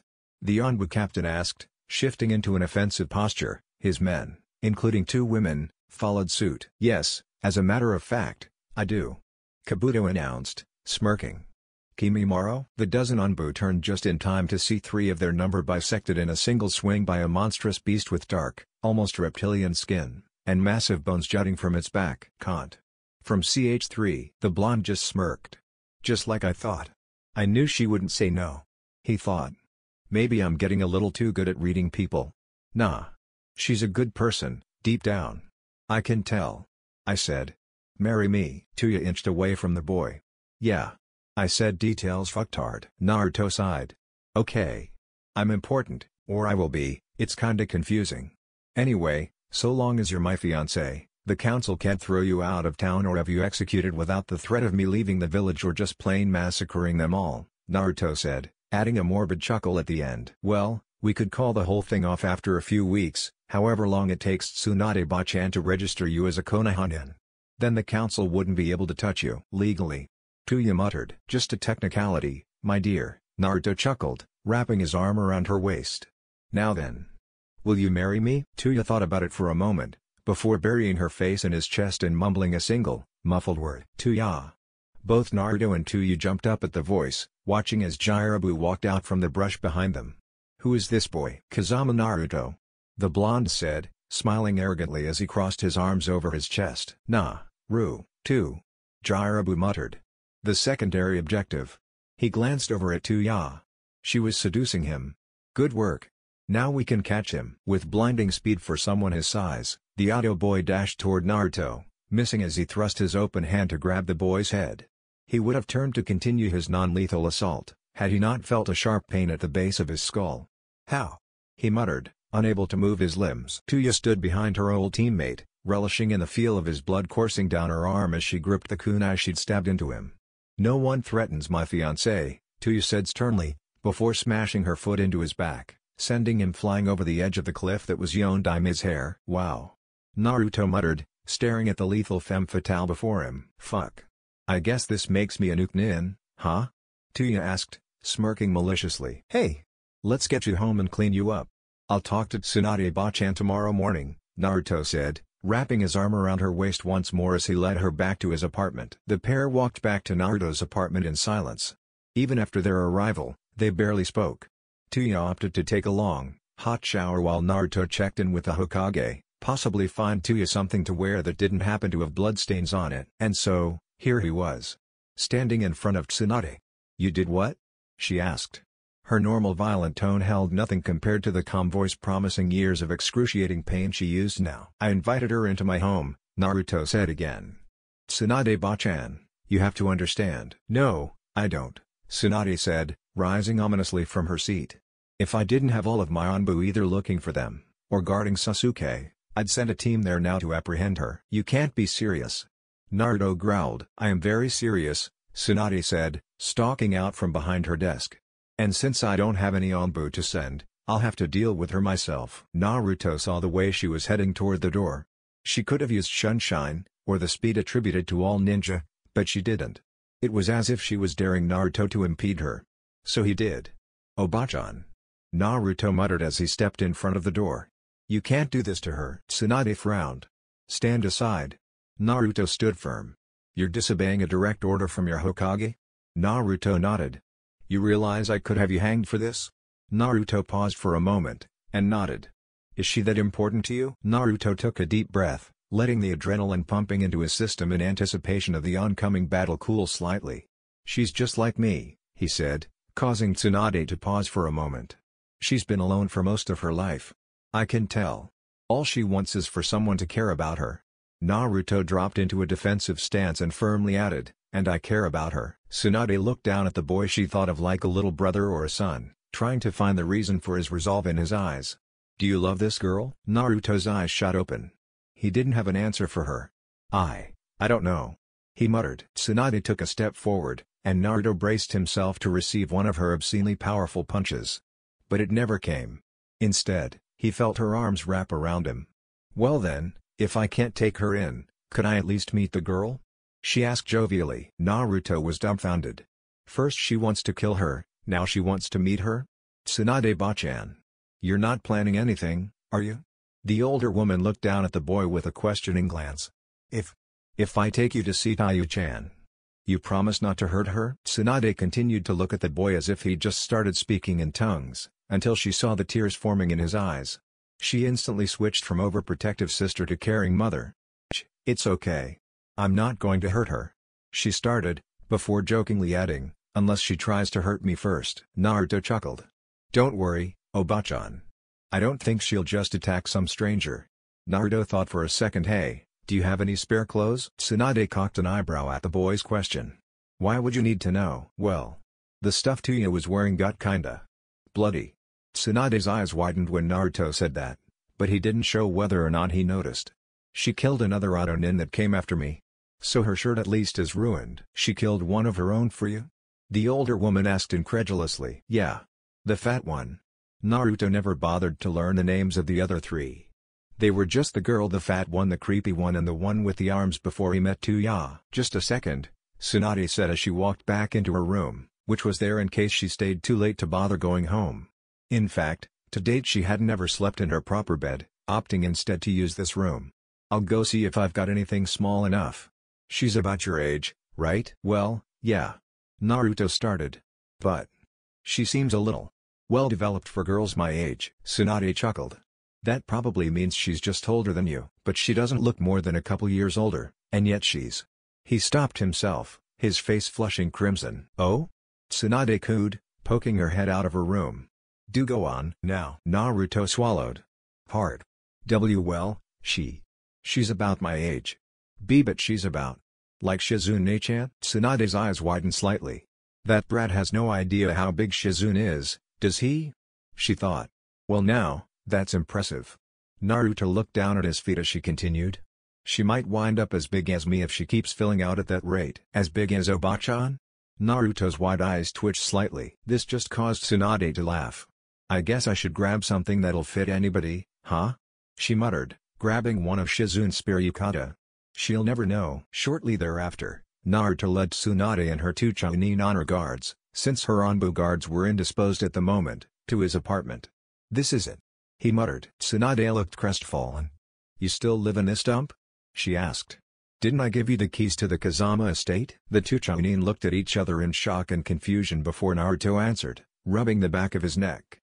Hey, I guess I've just been a little too excited these days to remember everything." When they reached his door, the Chunin took up positions on either side of it, as Tsunade gestured to the door. "After you." Naruto unlocked the door, led Tsunade inside, and was about to call out when they heard a yell. "Damn it. The fucking water went cold." Naruto sighed in embarrassment. "I guess the water heater gave out again." It was then, after the water shut off, that a beautiful redhead stalked out of the bathroom, clad only in a towel. "Damn fucking water. At least it stayed hot longer than it ever did at that fucking snake fag's place," Tuya said to herself. "Hey, Taiyu-chan," Naruto said, finally announcing his presence. This led to a kunai stuck in the wall right next to his ear. "Oh fuck. Naruto-kun," Tuya yelled, rushing over to pull the knife from the wall. "If I hadn't recognized you at the last second," she swatted him over the head. "Don't sneak up on me like that." Naruto blushed as the nearly naked girl stopped away. Tsunade decided to make note of something, however, as her eyes widened slightly. "That girl has a curse seal." Tuya flipped the kunai around in her hand, ready to use it should the blonde woman turn hostile. "What of it?" the redhead asked. "Why would one of Orochimaru's elites betray him?" the Hokage asked in reply, tossing the clothes onto a nearby table. Admittedly the only table in Naruto's apartment. Tuya turned back to glare at the older woman. "Do you have any idea what that fucking bastard put me through?" Tsunade winced. She had some idea. "And lucky me, I got fucked over more than the others for being a fucking bitch." She leaned forward, her glare intensifying. "So then. He." Tsunade muttered, backing up slightly. Tuya sighed, closing her eyes and folding her arms over her chest, kunai still in hand. "I doubt he did what you're thinking of. For some fucked up reason or another, the fucking snake fag wasn't catching as many women as men for his fucking experiments." She was starting to rant. "So the few of us he did get his damned hands on got it worse than any man," she spat. Before Tuya could react, Tsunade caught her in a bone-crushing hug. It took Tuya a moment to realize the older woman wasn't trying to kill her, but was instead simply embracing her. The woman was just too damn strong. Tuya was especially confused when Tsunade began whispering in her ear.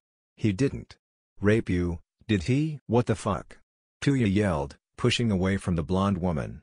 "I may still be damned lucky to be a virgin, but there's no way in fucking hell that faggot of a snake fucker would ever lay a hand on me." Naruto couldn't help but blush as he realized he was hearing something he wasn't supposed to. He soon found himself backing away slowly, trying to stay out of the conversation.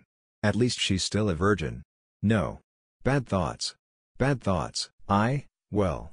Yes, I can see where you might have a point," Tsunade said. "That explains why he'd never even look at me while Jiraiya was all over the place. Now that I think about it, he was a bad example to base my judgments of Jiraiya's perversion on." "So just who the fuck are you, anyway? Is my boyfriend bringing home strange women already?" Tuya spat playfully. "Be boyfriend?" Tsunade muttered.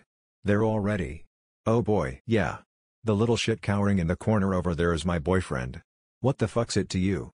Tuya scoffed. "Well, technically he's my Taiyu-chan." Naruto jumped in, grabbing the clothes Tsunade brought and pushing his personal vixen into the bedroom. "We should be getting to bed now." The blonde blushed as he realized what he said. We should be getting you to bed now." Naruto pushed the protesting redhead into the room, tossing the clothes in, and shutting the door. That's when he heard the chuckling. "What?" he asked as he looked up at Tsunade. "Oh, nothing. It just seems like little Naru-chan's balls finally dropped," she continued, her fervent giggling. Naruto didn't appreciate being talked about like a 5-year-old. "Hey," Naruto shouted. "What's this interest in my personal bits all of a sudden, huh?" She only laughed louder. "Oh, it's nothing." "Ugh." Naruto muttered, finally taking his weight off the door and walking over to her. "About the meeting tomorrow. Rescheduled, just like you asked," Tsunade said, finally calming down. "It'll be after this whole auto situation dies down a bit. Meet me in my office at noon." Naruto nodded.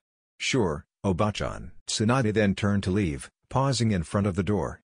"Naruto," she started, turning back around. "Have fun tonight, ni?"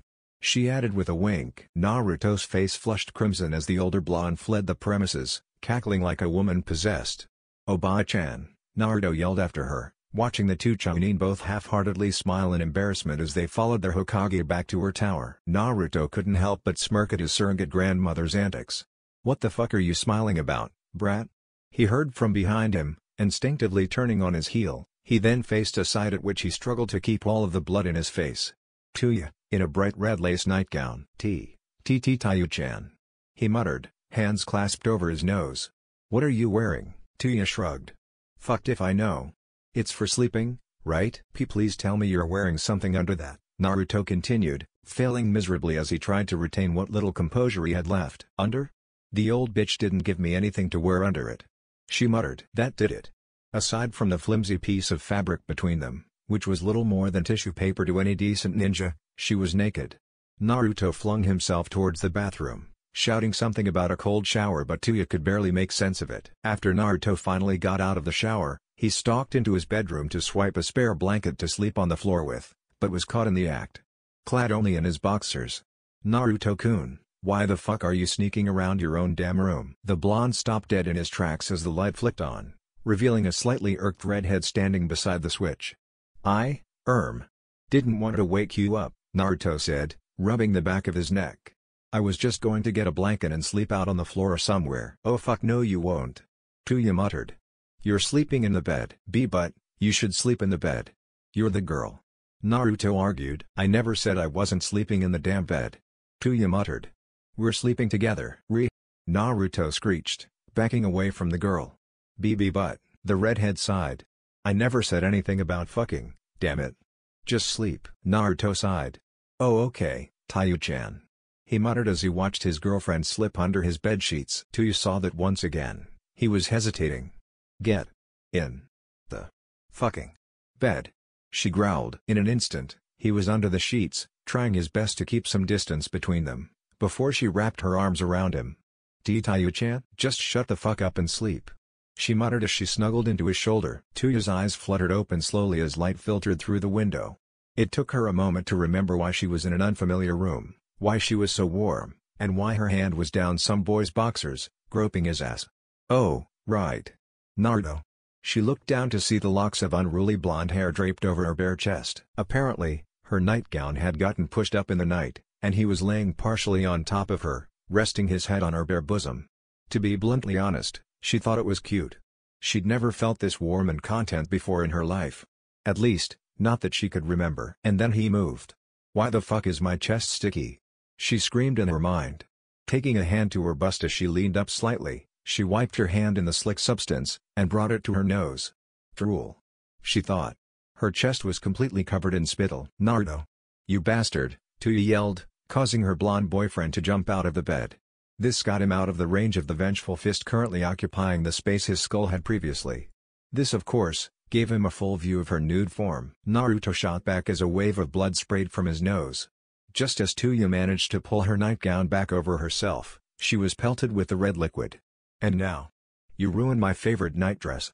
Admittedly, her only nightdress, but the point remained valid. Naruto cowered in the corner as Tuya gave him a thrashing that reminded him all too much of Sakura, before stalking away into the bathroom to take a shower and wash the blood and spit off of herself. The closest thing Naruto came to a conscious thought was ow. After her shower, Tuya helped Naruto clean himself up, only giving him enough time afterward to clothe himself before dragging him out of the apartment. Okay, Naruto-kun, you're my boyfriend, so you get to pay for my new clothes. Tuya muttered as she led him into a shop by his wrist. But Naruto started, before giving up with a heavy sigh. He wasn't getting out of this. Leading the blonde through the rows of clothes, she found something that made her smirk maliciously. The lingerie section. Oh, Naruto-kun, Tuya-kun. I want to try on a few things, why don't you tell me what you like, ni? Naruto simply stood there, gaping at the girl for about half a minute while his left eye twitched relentlessly. Are you serious? He asked finally. Tuya smirked maliciously. Oh fuck yes. You ruined my old one, so you get to help pick out my new nightdress, along with a few other necessities. Naruto silently let his eye twitch for another minute before he sighed and dragged himself forward. This isn't going to end well, he muttered. An hour and 14 nosebleeds later, Tuya strode triumphantly out of the lingerie department with Naruto in tow, letting him carry the bags containing her 3 new nightgowns, and 5 sets of undergarments. Another half hour later, and Tuya added half a dozen sets of clothes to her boyfriend's burden. Can we go home now? Naruto asked under his breath as tears began streaming down his cheeks in mourning over the loss of his poor coin purse. Gama-chan. Yeah, I suppose we can drop those off before Tuya started, before a pair of Anbu dropped down, one in front and behind them, respectively. Uzumaki Naruto. The one in front of them said. Curiously, his right arm was in a sling, and he had a gash along his mask that went down into his cheek, and by the way he held himself Naruto could tell his left leg was injured as well. You have been summoned by Hokage-sama. Please come with us. Glancing over his shoulder, he saw that the Anbu behind them wasn't faring any better. He had what appeared to be bloodied bandages under a large rip in his uniform along the right side of his chest. The gray armor he wore over it had been replaced, but one could deduce from the shape and angle of the wound that it probably extended over his whole upper torso. Yeah. Okay. Naruto muttered. In their condition, they probably couldn't take both Naruto and Tuya, so the blonde boy could tell they were just an escort. Would you mind if I dropped these off first? He added. Both Anbu glanced at each other before Tuya spoke up. You're just here for Naruto, right? Must not swear. Must not swear. These are Anbu, damn it. If they get a grudge against me, I'm toast. She thought. At their nod, she held her hands out to Naruto. Here, hand those over, I'll take them home. You sure? Naruto asked as he held out the bags for her to take them. Yeah, just get done with the fucking crone and come home soon. Tuya answered. Crone? One of the Anbu asked curiously. Tuya cursed silently as Naruto took the initiative. Yup. Tsunade Bachan is really like 50. The pair heard a snicker from the more heavily injured of the Anbu, before he motioned for Naruto and his less injured partner to follow him. I'll be back soon, Taiyu-chan, Naruto yelled and waved back at the girl, who smiled before going on her way. So, guys, what's Obachan want this time? The two fell silent at the blonde's question. Guys? He asked. The Uchiha escaped last night? The leader muttered. Naruto was thrown into such a shock that he stopped walking. If you want to know more, you'd better hurry up. I'm pretty sure I wasn't even supposed to tell you that much. In an instant, Naruto was flying forward at speeds even the injured Anbu were hard-pressed to match. When Naruto arrived, he burst through the door into her office. Tsunade Boss. He stopped himself. In front of him, Tsunade had a small stack of red and white forms that she was in the process of filling out. He recognized them instantly. Death certificate notarization forms, and the proper notification papers for the families of Kia Ninja. He knew for a fact that Tsunade hated filling out such forms, as well as the fact that it would probably be his least favorite aspect of the position as well. Sit, Tsunade said, indicating a chair opposite hers. Obachan. Naruto muttered. What happened? She sighed. Your plan backfired. We underestimated the enemy. Naruto's eyes widened in shock, and his mouth hung agape. How? How many died? He asked after a few moments. 31 people. She answered, as stoically as she could, given the circumstances. 30? 31 people. Naruto muttered, dropping his head into his hands. By Kemi. I got them all killed. Tsunade slammed her fist down on her hard oak desk, knocking him out of his stupor. Really, she was proud that she was mastering the art of not smashing things. It's not your fault. I gave the orders, and your information was accurate. She started, sighing. But there were a few wild cards we didn't account for. Yakashi Kabuto infiltrated the building masquerading as an Anbu himself, and used the element of surprise to get the better of those we placed there, but still. Who died? Naruto asked, tears brimming in his eyes. Tsunade sighed again. 14 Anbu, 3 Jounin, 5 Chunin, and 9 members of the Hyuga clan, 8 branch members and 1 main branch. Naruto lunged forward, knocking down the stack of papers that perpetually stood on her desk as he landed on the desk, tightly gripping her shoulders. Hinata? Neji? Both fine, Tsunade said, letting the boy calm down and return to his seat before she continued. Hiyashi wouldn't allow either of his girls near the operation site, and Neji, although he was injured during Kabuto's initial attack, was not seriously harmed. Only slightly bloodied and knocked unconscious. Naruto sighed in relief. But everyone else.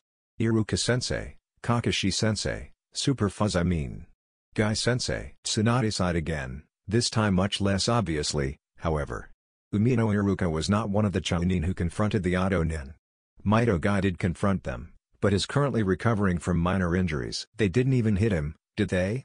Naruto asked, slightly embarrassed at the question for some reason as Tsunade smirked and shook her head. I'm surprised you didn't ask about me. Naruto heard from behind him, turning to see his politics tutor. You can be so troublesome. Shikamaru. Naruto muttered.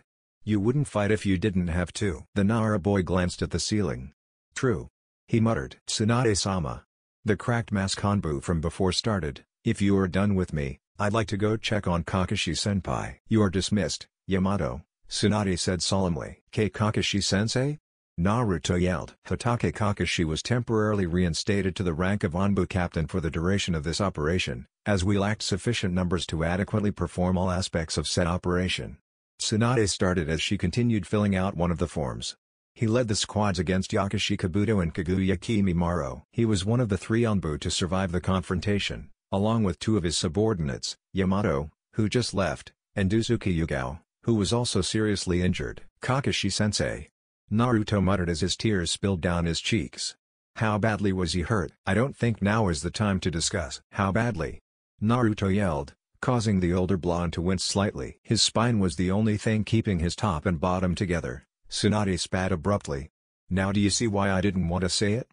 She instantly regretted saying it when the boy in front of her broke down in tears. Hey. Okay, so I might have been exaggerating a bit. It's still my fault. Naruto choked out through his heaves and sobs. Tsunade sighed before slowly rising out of her seat, walking around her desk, and firmly striking the boy across his cheek. I told you, didn't I? It wasn't your fault, she said before returning to her seat. And even if it was, I can't let anyone who can even handle a few deaths on their conscience be the next Hokage. The blonde boy's eyes widened slightly. What? Do you think I like giving these kinds of orders? Or finding out that by my word, people died? Tsunade continued, lacing her fingers just under her nose as she leaned on the desk with her elbows. I don't. And you won't either. She added, seeing the boy's tears stop for a moment, she sighed, knowing that now she had to keep him from crying again. Let's go visit Kakashi, then. I should probably check up on him and the others anyway. And after that, you have a meeting with the village council. Doesn't he, Tsunade-sama? A particularly lazy voice said from the door. Yes. After this crisis is dealt with. Tsunade muttered. Now, if you've got anything left to tell Naruto before his meeting, you better do it now, on the way to the hospital. That's freaking brilliant. Naruto muttered as they passed through the doors and into the hospital. I find your lack of faith so troublesome, Shikamaru sighed. When have any of my ideas been anything but brilliant? Tsunade was amazed as she walked behind them. It really was brilliant. Who knew that Naruto would opt for polygamy, though? She thought. Well, this'll mean he'll have at least 2 wives. A few more wouldn't hurt as far as the council's concerned.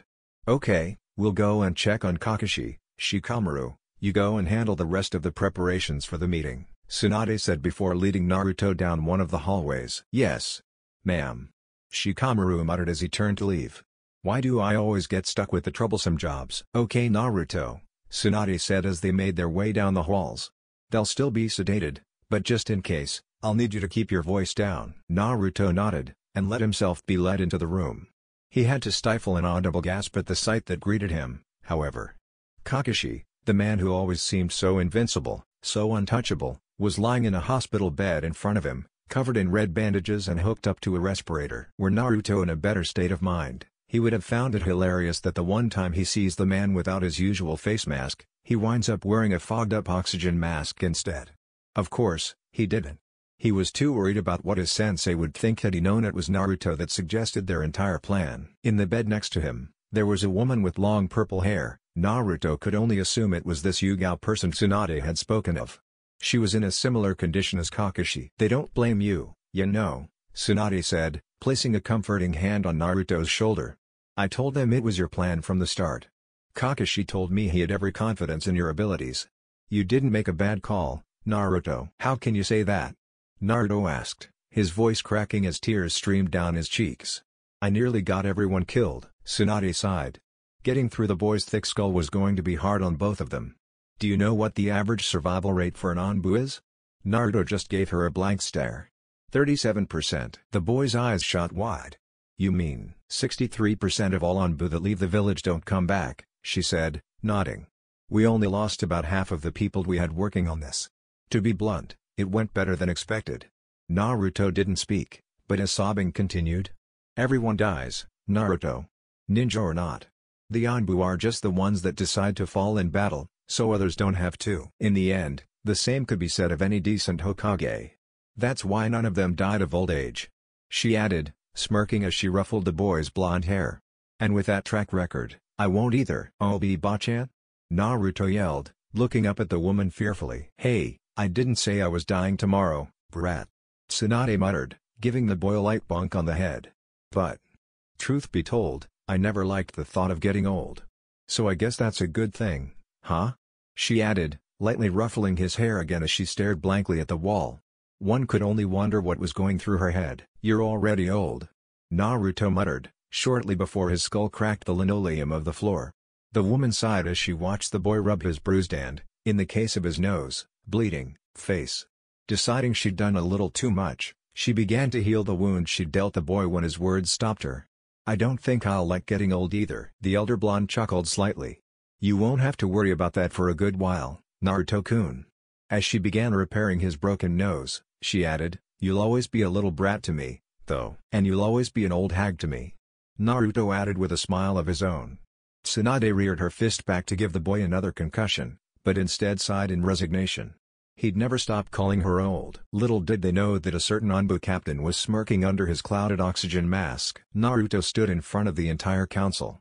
Shikamaru sat beside Tsunade, with Iruka opposite her as an advisor toward the blonde, since he knew Naruto far better than anyone on the council. All eyes bored down into his soul, and under the insane weight that would make most jounin buckle, this boy did the unthinkable. He smirked. What if I told you? Naruto started, an all-knowing edge to his voice that had gone unheard in the council chambers since the late Yondaime. That I held the key to your precious Sharingan? Everyone in the room, save Naruto and Shikamaru, either gasped audibly, or hissed as they sucked in air through gritted teeth, gaspers including Tsunade and Iruka. How is this possible? Hiyashi, one of the many who still had his teeth grinding together after his snake-like intake, asked. Naruto let out a slow breath. He wouldn't admit it, but he was nervous. One of the things he'd practiced with Shikamaru was dealing with this sort of pressure, and learning to cope with it. Sadly, what they found worked best was smirking evilly and acting like you know more than everyone else there. Naruto found such a resemblance between himself and the old bastards he was now staring down that he'd actually made himself sick days before. It's simple, really. All Kake Genkai start the same way, when two people with a specific gene, either a superior or unstable one, breed. Personally, I'd put my money on unstable. How dare you? Hiyashi started again, only to be cut short by the blonde. When two people with unstable genetics centering on the same focal point, in this case the eyes, breed, there is a chance that the genes will react with one another, and thus make a Kake Genkai, in this case, a Dujutsu. Similar Kake Genkai can also be blended together to form a new one, as happened long ago when my ancestors intermingled with another Dujutsu-bearing clan, thus creating the Byakugan. Blasphemy. Hiyashi cursed under his breath. The Byakugan is the oldest of Konohagakura's Dujutsu. Technically, yes. The Hyuga did join Konoha first, thus they are the oldest of Konoha's Dujutsu clans, Naruto said, shrugging his shoulders. So what if my clan came second? We were around way before you guys. We just never felt the need to argue about it. It is true, however. A new voice beside Hiyashi stated, placing a large scroll before the Hyuga head. This newcomer was none other than his nephew, Neji. The Byakugan was born of the Shinzan, as stated in the Hyuga records. After looking the scroll over briefly, Hiyashi grunted his disapproval, but let the subject fall. What does this have to do with the Sharingan? The Uchiha are derived from the Hyuga, not the Kazama. Neji immediately took this as his cue to gather up the scroll and leave. As one of the few people privy to Naruto's plans, he didn't want to be anywhere near Hiyashi for the next few days. Hiyashi-sama. Naruto started, crossing his arms as his smile began to fade. The Sharingan was the product of a union between our two clans. In other words, my children could possess the Sharingan, provided their mother was a Hyuga. Hiyashi narrowed his eyes, the only sign left of the burning rage that welled within him. Then I take it you brought this up to sway the council and my clan into permitting you to marry a woman from my clan. Pretty much. Naruto muttered, shrugging. But of course, there's no guarantee there'll be any Sharingan from it. I mean, to be honest, I'm pretty sure it's something like a 50% chance it'll be either the Byakugan or my Shinzan, or a quarter chance it'll be the Sharingan, and the other 25%? One of the other councilmen asked. Naruto shrugged again. No clue whatsoever. What do you mean? Red eyes aren't natural. Wouldn't you agree? Naruto muttered, more to himself than the council. They tried breeding together the Sharingan and Shinzan once. I'm pretty sure that's how the Yuhi clan came about. Just a botched mix. The representative from the aforementioned clan was furious, but it went unnoticed. Then again, they might have the most powerful Kake Genkai in existence, and it's simply impossible to activate. The entire room went silent. It remained thus for another minute before Hiyashi spoke again. Do you have a girl in mind? One from my clan. Well, Naruto started, rubbing the back of his neck in embarrassment. I figure it'd be wrong just marrying a girl I don't even know, and the only Hyuga girl I know happens to be your daughter. Anger in its lesser forms was completely lost on Hiashi now. He was practically foaming at the mouth in sheer rage. So much so that several people thought they saw steam rising from him, but shook it off as a mirage or hallucination. It was most surprising though, that it was not Hiashi at all that spoke next. Hinata or Hanabi? One of the councilmen asked. His clan was rather close with the Hyuga, at least as close as one can get to the Hyuga. Hell, why not both? He blurted out. What? Came Hiashi's frenzied roar as he shot from his chair. The man gave a placating smile, gesturing for Hiashi to retake his seat as he began to explain himself. Your daughters are, in fact, descended from the purest of all Hyuga blood, are they not? Hiashi didn't answer. It was obvious what it would be though. Of course they were. Then would it not stand to reason that they are the best candidates for this arrangement? He tried to word it as nicely as he could, and failed miserably. The girls were nothing but breeding stock as far as most of the council were concerned now. If the boy is correct in his assumption at the numbers, then clearly they would bear a child with the Byakugan to carry on as the head of your clan. They expected them to bear children. Many children. Eventually one with the Byakugan would be born, and this logic began to sway many of the council. I would also need a girl without a Kekkei Genkai. To make sure the Shinzan and my clan name are passed on. Naruto began again, bringing all eyes back to him.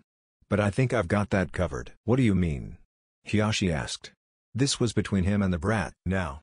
Everyone seemed surprised except for Shikamaru. Even Tsunade.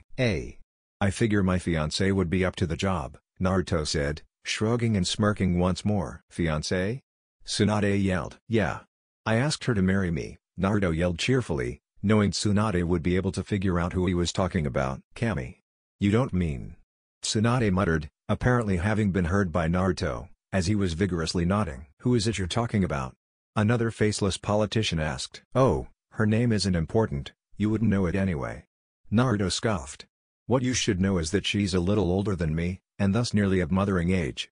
This got the council muttering and talking amongst themselves.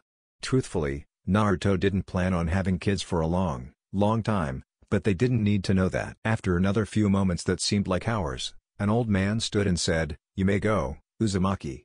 We will send you any required documentation regarding our final decision regarding what has been said here today. Are you fucking serious? Tuya muttered, barely holding in her laughter. Hell yeah, Naruto said, chuckling away. The looks on their faces were priceless. Especially Hiashi. Naruto had just returned home from the meeting, and after a simple how did it go? From Tuya, the blonde went to work regaling her with the finer points, what he thought of as the finer points anyway, of the meeting. Including how they now thought she was his fiancée, and the fact that Naruto was intent on taking multiple wives. I still don't like the thought of sharing, you know. She muttered. Naruto groaned slightly and put up his hands in a comfortably familiar seal. Not too often you'll have to, you know. A cage Bunshine said as it popped into existence behind her. Hell, I'm the clone and I've got enough chakra to make dozens of clones. Tuya scoffed. So when I'm lonely, you're just going to stick me with some copy. Actually, funny story about that. Naruto muttered as the clone vanished into a cloud of smoke. Everything my clones do, in a way, I do. I remember everything from their point of view, so even if it's a clone with you, I'll remember it like it was me and really, it is me. Or at least me when I make it, they think just like me and they've got all my memories. Okay, whatever. Honestly. You'd never tell it wasn't me, Naruto said, waving his arms frantically as he childishly emphasized his words. Before he could continue his attempts to persuade the young woman into understanding however, they were both interrupted by a knock at the door. Naruto made his way to the entrance to his home in an instant, flinging the door open with gusto, pleasantly surprised by who he saw. Tsunade Bosch. Before Naruto could finish his words, he was flung through the room by a solid fist to his jaw. I can't believe you of all people would get yourself engaged to a woman the same day that you met her. Married. Do you have any idea what that means? Of course not. You're 12 for Kami's sake. Tsunade raged, storming into the room and immediately pacing around like a predator itching to strike down anything that moved. Hey bitch, you can't come in here and fuck around with my man just because you don't like what the fuck I am to him, Tuya yelled. Unfortunately, she just happened to be yelling at a pissed-off half-drunk Hokage. And you, Tsunade snapped, turning her wrath upon the redhead. You're barely older than he is. Hell, I bet neither of you are even old enough to get married. Damn those bastards on the council for okaying this shit. The older woman raved, too focused on the girl to notice Shizune sweeping past her and into the room Naruto flew into, fearing for the boy's life after hearing the resounding crash that had ensued. "I don't know who you think you are, but you're damned psychotic if you think I'd let Naruto marry some damned auto whore he just met. Do you have any idea what the hell this would do to the rest of his life?" Tuya smirked at the irony of it. "Why the hell would I?" she asked, choking on her voice as she tried to keep it calm and reserved. Having a crazy snake bastard yell at her for hours, she could handle. Having some perverted fag with a snake fetish scream at her, she could deal with. Having the one person she knew could keep her and Naruto apart insult her like this. That was just wrong. "Of course I don't, you bitch!" the girl screamed, tears beginning to form in her eyes. "How the fuck would I know how bad I'd fuck up his life? I've never had a boy so much as look at me before, Naruto. Fucked if I know why he gives a damn about me, but he does." Tuya slowly advanced on the older woman until she could smell the liquor on the blonde's breath. "And I'll be damned if I let you fuck up whatever it is we have, even if we're not getting married." Tsunade was easily taken aback by the redhead's outburst. One could even call it a sobering moment. One she dearly needed. "Not getting married? What do you mean?" Tuya backed off a few feet before slumping back into Naruto's couch. Usually she was just a bubbling pot of festering rage. But exploding like that really took a lot out of her. "We never planned on getting married. It's just something Naruto came up with in case the council tried to do anything to me before you could make me a damned citizen here so they couldn't touch me. Then we'd call it off and try to date like normal people." "Ah. Now I get it," Tsunade muttered, sitting down next to the girl. "I'm sorry about the misunderstanding." Thinking for a moment, she realized just how badly they needed to change the subject, and decided to lighten the mood. "So, you really never caught anyone's eye back home?" Tuya, if possible, looked even more dejected and downtrodden than she had moments earlier. "None that wouldn't treat me any better than a hunk of meat with holes in the right places." Tsunade winced at that. Her plan to cheer the girl up failed miserably. "Naruto isn't like that," the older woman said softly. "And you're nothing like I thought you'd be either. So now I'm good enough, eh?" Tuya chuckled. Tsunade nodded. "You'll be good for him, I think," she said, before lifting herself to her feet and stalking away to wherever the blonde boy landed. Shizune had moved him onto his bed, and was healing the minor wounds he'd sustained from the impact, fretting over him like the older sister she always seemed to be to him. "Shizune." When she got no answer, she tried again. "Shizune," and again. "Shizune, eh?" She jumped, flailing to her feet from Naruto's bedside. "Why yes, Tsunade-sama." "Is he going to wake up anytime soon?" "I'm awake now," the blonde boy in question muttered, leaning up and rubbing his still aching skull.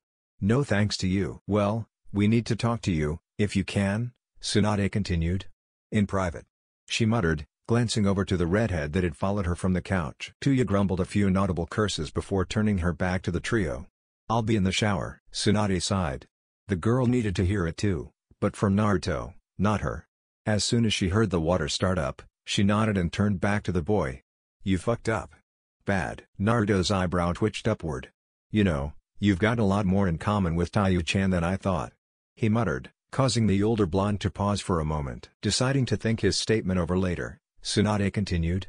"The council has agreed to permit a special case marital arrangement for you. In other words, you can marry as many girls as you want. On a few conditions." Seeing the boy's face light up before falling into concern told Tsunade all she needed to hear about how much he wanted to know what his new rules were. "The first is a minimum number of women," she hissed out venomously.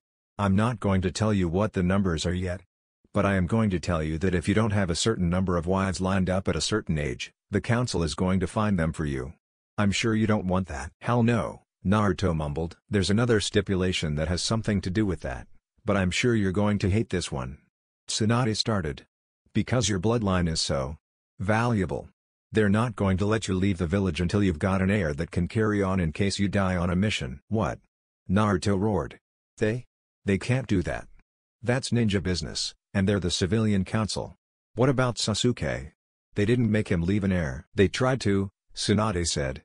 "There are quite a few records about the fuss they made over Sasuke's consistent refusals to do so." "I knew he was gay," Naruto muttered under his breath. "Even gay men can fill a cup, Naruto. He was just stubborn, something about not letting the council pick his clan's gene pool for him." "I'm sure you don't want that either, right Naruto-kun?" Shizune asked, deciding to make her presence known again. "Yeah. Hate to say it, but Team had a point there," Naruto muttered as he bit down on his furled index finger.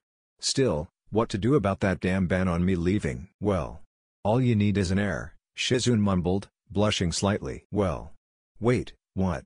Naruto asked, looking from one woman to the other. You mean have a kid, right? Shizune nodded. Don't you know any women old enough to bear children that you could talk to? Well, About what's the age group again? Naruto asked shyly. Around 15 to 45 is about the age women can have children, but 20 to 30 is usually the safe age. Naruto gave the older blonde a blank look as she spoke. He never expected her to answer the question at all. So, are you close to any women that age? Naruto struck a thinking pose, going over everyone he knew personally in the easiest way he could think of, in the order he met them. And then it hit him. Glancing between the older women, he blushed before tapping his index fingers together much like he'd seen Hinata do many times before. Huh. Does Hinata do this because she always feels as embarrassed as I do now? That doesn't make any sense, he thought, shaking his head to get his mind back on topic. Well, there is one girl. Woman. Young woman. I think she's the right age. I mean, I should know, I see her practically every day. Naruto chuckled, reverting back to a lesser form of showing embarrassment that he was far more familiar with, rubbing the back of his neck. But, the boy added, sounding downtrodden. Well, she's like an older sister to me. I'm not sure if it'd be right. Tsunade and Shizune glanced at each other, both curious who the woman in question could be. Moreover, who in all of Konoha was a big sister to Naruto? Well, Tsunade muttered, taking the initiative after the awkward silence. Why not ask her about it? Are you kidding? Naruto snapped. You can't just walk up to someone and ask them to bear your children. Tsunade and Shizune both blushed at that before simultaneously muttering right. Why not? Try something simple? Like making small talk and working her age in? Shizune asked half-heartedly.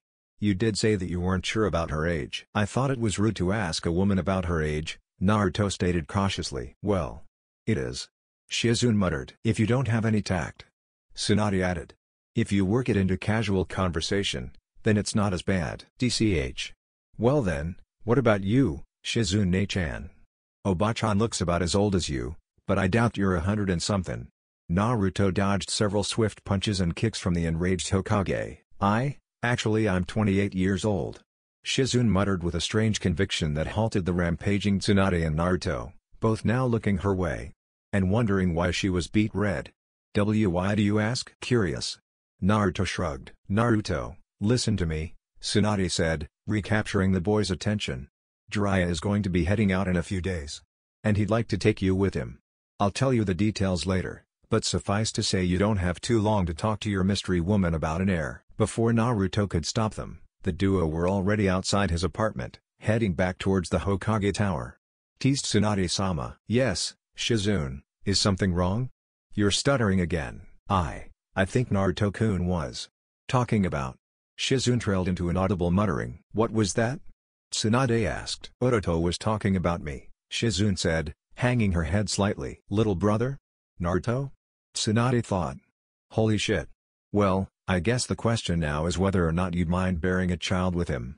The older woman shrugged, hiding her otherwise obvious repugnance regarding what she was hearing and saying. Shizune simply flushed red, finding her hands clasped together in front of her dreadfully interesting for some reason. Naruto had found his way to bed soon after the women left his home, and Tuya wordlessly slipped under the sheets to cuddle up next to him. The boy was too lost in thought to say or do anything. I should probably ask Hayame-ne-chan how old she is tomorrow. Naruto and Tuya woke much more pleasantly than they had the prior morning. Tuya was snuggled up against Naruto's chest as she lay atop him, having somehow unbuttoned his pajama shirt in her sleep, thrown his odd nightcap across the room, and left a tear halfway up his left pant leg. How, neither could figure. Her garb however, was strangely untouched in comparison. Pushed up and ruffled with a small rip in the lace trim that must have gotten caught on one of Naruto's buttons. Luckily, she had wisely decided to wear panties to bed, so no harm was done. After a quick discussion regarding their plans for the day, the two ate a quick breakfast of cereal and toast before heading their separate ways, Naruto to Ichiraku's and Tuya to Tsunade's office to start on her registry as a Konoha-nin. Naruto's job was simple. Talk to Ayame, ask her age, and numbers permitting, request that she bear his first child. No pressure. Naruto. The familiar feminine voice of the Ichiraku daughter chimed. Here for a bit of brunch? Naruto gave her a questioning look before shaking his head slightly. Nah. Not really too hungry.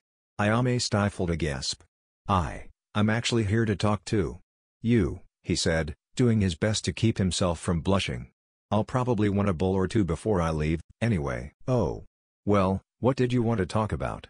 Ayame asked as she began cleaning one of the bowls from an earlier customer. Well. Hey, where's the old man? Oh, father doesn't always come in this early. I wasn't expecting you for another few hours, Naruto-kun, Ayame said, smiling broadly. Hey. Must be tough getting old, huh? Naruto asked abruptly. Hey, he's not as old as he looks. This is my chance. Naruto thought, his eyes widening slightly. I bet you look pretty young for your age, though, right? Ayame blushed slightly. Oh, stop it. If anything, I look older. I'm only 17, you know. Ah. Naruto thought, scrunching up his face a bit. Well, she's a little young, but not too much so. Still, I'll ask Tsunade first, and then ask to Ayame-ne-chan if Obacha-no-ke is it. Well, I bet you get asked out a lot, huh? Every now and then. She answered. Why this sudden interest in my dating life? I'm not sure my boyfriend would appreciate it. She added with a rather flirty wink. Oh. Boyfriend? Shit. Never mind, then, Naruto said, smiling. What do you mean never mind? Ayame asked, blushing brightly. Naruto sighed. Well. The truth is, there's this weird clan Kekkei Genkai thing. He muttered, shrugging. It just so happens the council's gotten themselves obsessed over mine, and now they won't even let me out of the village if... Naruto stopped himself, spinning around on the stool so that he faced away from her, hiding his reddened cheeks. If I don't leave my jeans behind just in case. So then... Ayame started, her blush magnifying alongside Naruto's. Naruto immediately spun back to face her, an insanely wide smile plastered on his maw. Like I said, never mind, he said before hopping off of the stool and jogging away. I'll be back later. Ayame watched as the boy she thought of like a little brother ran off. I was kidding about having a boyfriend, she thought to herself. But then again, I like to draw the line at legal when it comes to guys. He's just too young. She nodded. So why the hell can't I stop blushing? Tuya stood in front of the Hokage's desk, oddly silent as she waited for the older woman to speak. Well, you're just the person we wanted to talk to. Right, Shizune? Without giving her assistant time to reply, she continued. Aside from Naruto-kun himself, anyway. We've got some papers for you to fill out, and a few things to ask you regarding Naruto's children. Tuya scowled. I plan to birth a good number of the fucking runts. What's it to you? Shizune was next to speak. Naruto-kun has been restricted to travel within the city walls. When the redhead started glaring her down, Shizune quickly strung words together. Naruto can't leave until he has an air we can breathe, even if he doesn't come back. After realizing what she'd said, she couldn't help but feel heavily deflated. You want me to? Tuya started, until the Hokage interrupted her. Of course not, you're much too young to be a mother. She smirked. Of course, there are other options. Nodding to Shizune, she leaned forward and clasped her hands together in thought as if waiting for something. Shizune started before bowing as low as she could manage while standing. I would be honored if... She took a deep breath before continuing. If you would permit me the privilege of bearing your lover's first child. To say Tuya was shocked would be a monumental understatement. Why the fuck would I be okay with it? I've always wanted children of my own, Shizune said, rising from her bow. But I've never found anyone I could settle down with. And now, Naruto-kun needs a child to restore his full shinobi status, eh? Two birds with one stone? Tuya asked, an edge of irritation in her tone. Shizune nodded slowly. Well, don't think I'm going to be fucking fine letting some bitch twice my fucking age fuck my man. Tuya paused for a moment before her stance faltered, letting her body sink to mirror her own depressive state. But I'm not ready to be a mom. And for Naruto to get his right to travel back, he needs a child. Preferably a son, Tsunade said, getting odd looks from the other two, causing her to drop into her thinking pose, with her hands clasped and hiding the lower half of her face. A woman can give birth to only one child at a time, while a man, like Naruto, can have several children at once with more than one woman. Tuya and Shizune nodded in understanding. I don't like saying it, but the council has at least one good point. Naruto's bloodline is important. Personally, I hate the Uchiha as much as the next person in their right mind, but the Sharingan is damn powerful, not to mention Naruto's own Shinzan. Well then. Shizune started, walking up to Tuya. Should we give Naruto-kun the good news? Yeah, sure. Why the fuck not? Tuya muttered, leading the older woman out of the office. Just then, the trio heard an odd cry in the distance. It sounded like squealing. Tuya and Shizune just shrugged it off, but Tsunade knew better. It looks like Hinata-chan just found out who she's marrying. Naruto also heard the odd shriek of joy, but he didn't know what to make of it, so he just kept walking on his way to Tsunade's office, oblivious to the fact that Tuya and Shizune were already on their way straight back to their apartment. Once he arrived, Tsunade looked rather surprised to see him. Mostly because he actually chose to open the door instead of kicking it in. "Oba-chan?" he asked, walking up to her desk after seeing that the room was empty aside from the Hokage herself. Oni-chan didn't work out. Turns out she's got a boyfriend or something. Figures, eh? Tsunade's eyes shot open for an instant before slowly returning to normal. "You mean you weren't talking about?" "Oh dear." Tsunade muttered. What are you talking about?" "Oh, nothing, Naruto. Just be sure you head home soon." "Like now?" "Actually, I was kinda hoping you'd let me check on Kakashi-sensei again. See how he's doing, you know?" Naruto muttered, causing Tsunade to sigh. "Okay. One quick visit, and then you get your ass home to sleep," Tsunade said as she rose to her feet and led the way. Knowing the boy would be rather curious as to her intentions, Tsunade quickly thought up an excuse. "You need to rest up for the mission I've got planned for you tomorrow." "Shit. Mission? What mission?" Naruto asked, half ecstatic with a surprising amount of frustration and anxiety mixed in. "I can't leave the village, remember? I'm pretty damn sure there's no decent missions inside the village." "Oh, you'll find it's rather important. To you." "Yeah. That works." She thought as she came up with the perfect mission for him. "You'll be briefed tomorrow at noon." "Noon?" Naruto asked, dumbfounded. "I expect you'll be busy until then." Her words just left the boy more confused. When they arrived at the hospital room, they were greeted by a familiar wave and a lazy yo. "Kakashi-sensei," Naruto yelled, running up beside the bed and nearly tackling the man before remembering that he was injured. "So, you're okay, then?" Well." Kakashi started, before Naruto noticed he was still wearing his oxygen mask, a fact that was obviously bothering the copy ninja. Turning to a nearby nurse, Kakashi made a motion obviously discerned as "Can't I take this off?" As she helped him remove the thing, Naruto saw the nurse flush red for a moment before Kakashi turned back to the boy, miraculously fully masked once more. "I'll be fine in another few weeks." "So, Naruto, what brings you here?" "I was worried. And I still feel a little guilty for." "Don't." Kakashi cut in. "Every Anbu dies young. One of the reasons I resigned, actually. If Anbu didn't do these dangerous missions, then who would? Someone would have to." Naruto nodded slowly in understanding.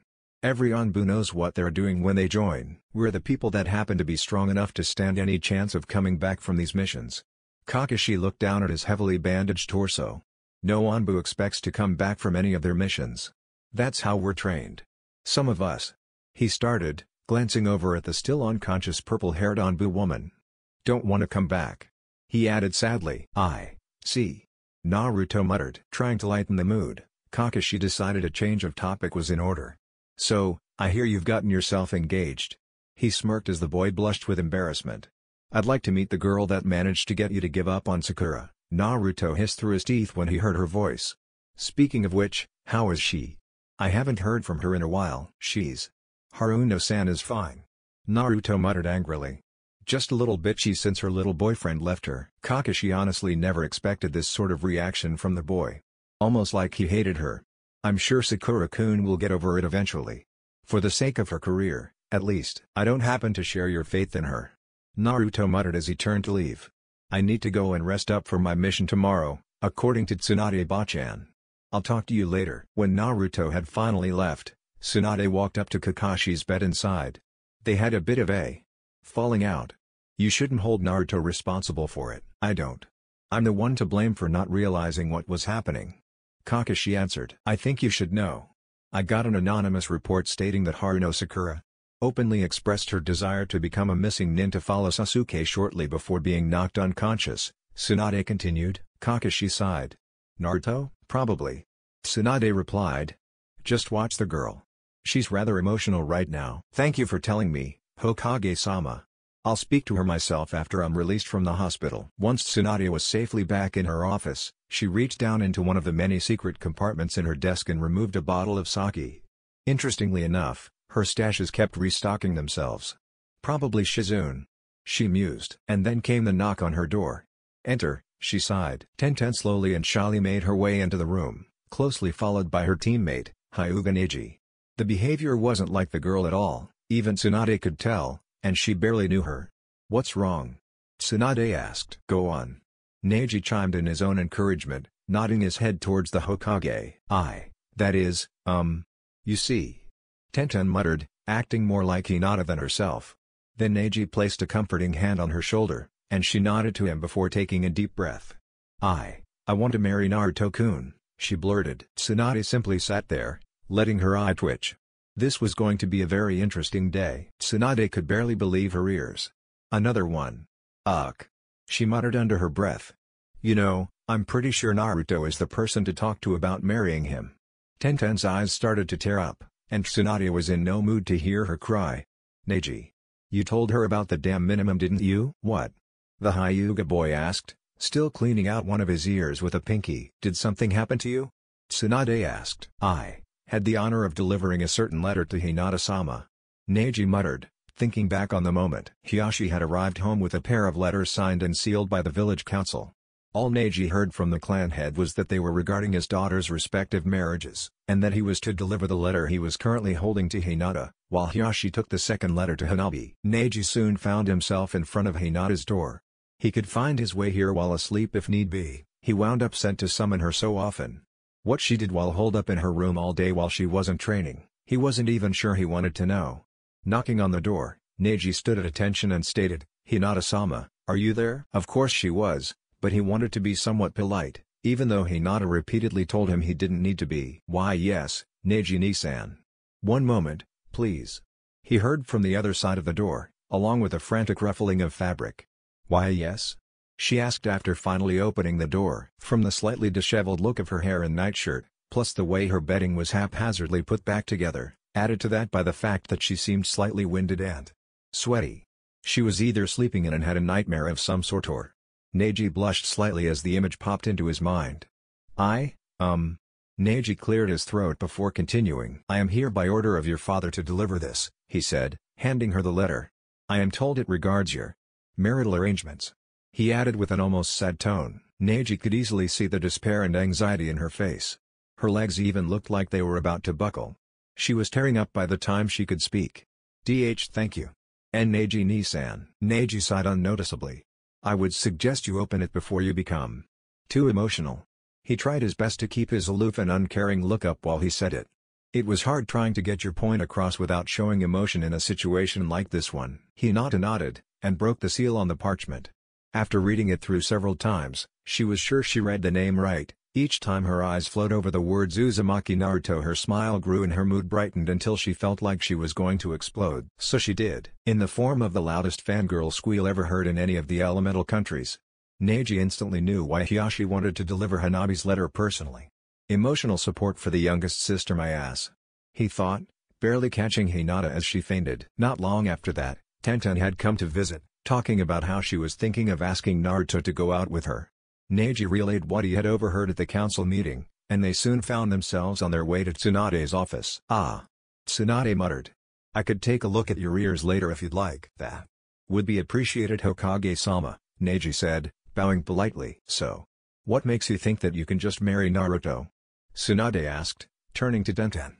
"Well," Tenten muttered, shrinking away under the piercing gaze of her idol. "Tenten has informed me of her intentions." "If I may speak for her?" Neji asked. At his words, Tenten started nodding fervently. Tsunade sighed. "Very well. Tenten has learned much about Naruto-sama's Kake Genkai from me and Naruto-sama himself," Neji began.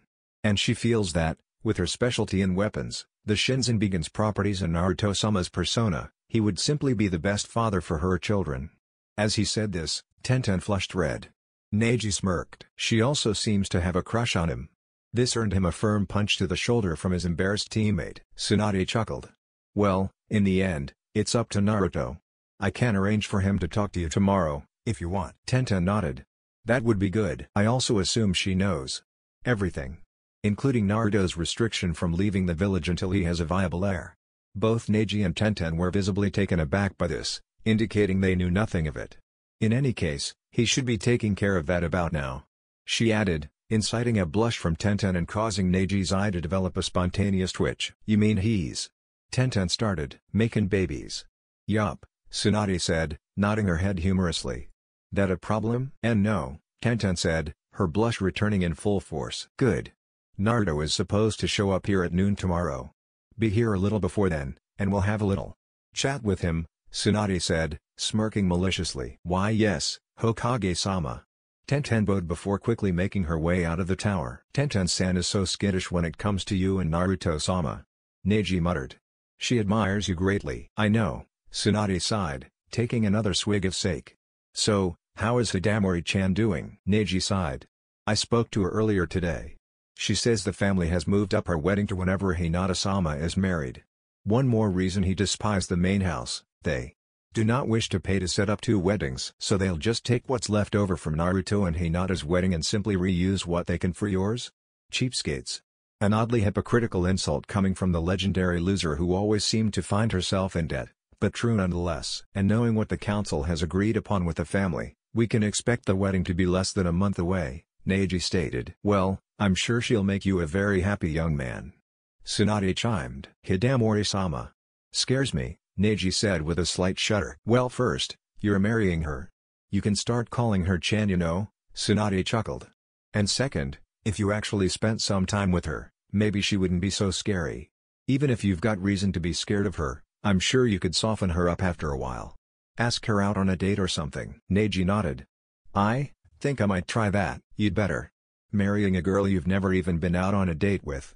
Shameful," she muttered, smirking. "Hey, I'll pass that on to Naruto-sama," Neji said as he started making his way towards the doors. "Hold up," Tsunade said, catching the boy by his shoulder and glaring into his ear. "How can you hear?" "I can't. I read lips fairly well, however," Neji replied. Naruto swiftly arrived back at his apartment, to find a peculiar sight upon opening the door. Tuya and Shizune talking almost like friends. Tuya was chuckling madly while Shizune's face flushed red. "What are you two talking about?" Naruto asked. "Your ass," Tuya blurted. Naruto jumped back slightly, glancing over to Shizune, whose face deepened to a darker shade of crimson under his gaze.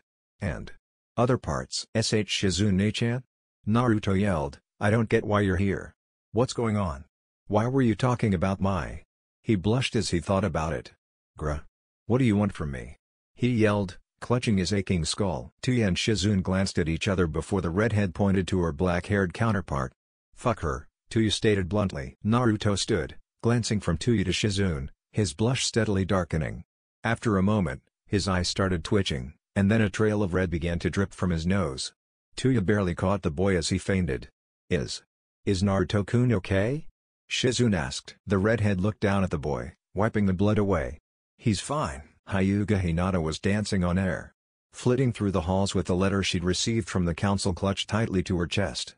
She just had to find someone, anyone to talk to so she could shout to the world that she was marrying the boy she loved. Unfortunately, the first person she happened upon was an unusually downtrodden Hanabi. "Hanabi-chan," Hinata yelled, foregoing formalities in her euphoria. "You won't believe it. It's so wonderful and..." "Is something wrong?" Hanabi looked up at her older sister for a moment before sighing and shaking her head. "Father informed me of an arrangement he made with the council." This piqued Hinata's interest. "As an heir to the purest of Hyuga lines, the council has seen fit to bind me to a boy to breed as Kekkei Genkai." Hinata froze. It wasn't possible, was it? There was no way Hanabi was marrying Naruto. "I'm marrying him." "You mean?" "Then again, it doesn't seem so bad. Naruto-san is rather cute," Hanabi said, a light blush on her cheeks. "For a boy, I mean, but..." Hinata muttered, her face pale with shock and horror. "I'm marrying an Naruto-kun." Hanabi sighed again. "So they got you too, huh?" Hinata gave her a questioning glance. "Father told me everything. I'm surprised he hasn't talked to you already. Naruto-san's Dujutsu, mixed with ours, makes the Sharingan," Hinata gasped. "Yeah, I know. That's why we're marrying him." "DTT to be bear and Naruto-kun ch children?" Hinata sputtered, though making both her and her sister flush red. "Why, yeah," Hanabi answered, glancing away from her sister to try and hide her blush. "Hinata-chan." Hinata turned to see several men, some old, but the one who'd spoken looked a few years too young to be called middle-aged. Hiyashi stood in the center of the group, glaring at the man in front of him. "My colleagues and I would like to take a moment of your time to talk to you." Hinata nodded. One of the worst mistakes of her life. Naruto rose groggily from his bed, to the unfamiliar scent of tea. He didn't even know he had tea. "Taiyu-chan?" he asked, rubbing his somewhat aching skull. He was greeted not by the familiar red-haired girl entering the room, but rather a warmly smiling Shizune holding a tray with tea. "Naruto-kun, are you feeling better?" she asked. "Why yes," Naruto said, blushing as he wondered whether or not what he was remembering really happened. "So. You two going to fuck anytime soon?" Tuya asked from the door. "You know, I've got places to be, but I can't go without Naruto to keep the fucking bastards in this shithole from figuring out who I am and trying to fucking kill me." Naruto blushed again. So. What's all this?" he started to ask, cut off by Shizune. I'm just so happy," Shizune muttered as she began to tear up. "That I can finally have children of my own, and that I can help you by having them." She moved the tray so that it was no longer between them, taking hold of his shoulders and pulling him into a soft embrace. Thank you, Naruto-kun." Naruto awkwardly returned her hug, trying to figure out what the hell she was talking about when he realized just what he must have sounded like as he told Tsunade and her about Ayame.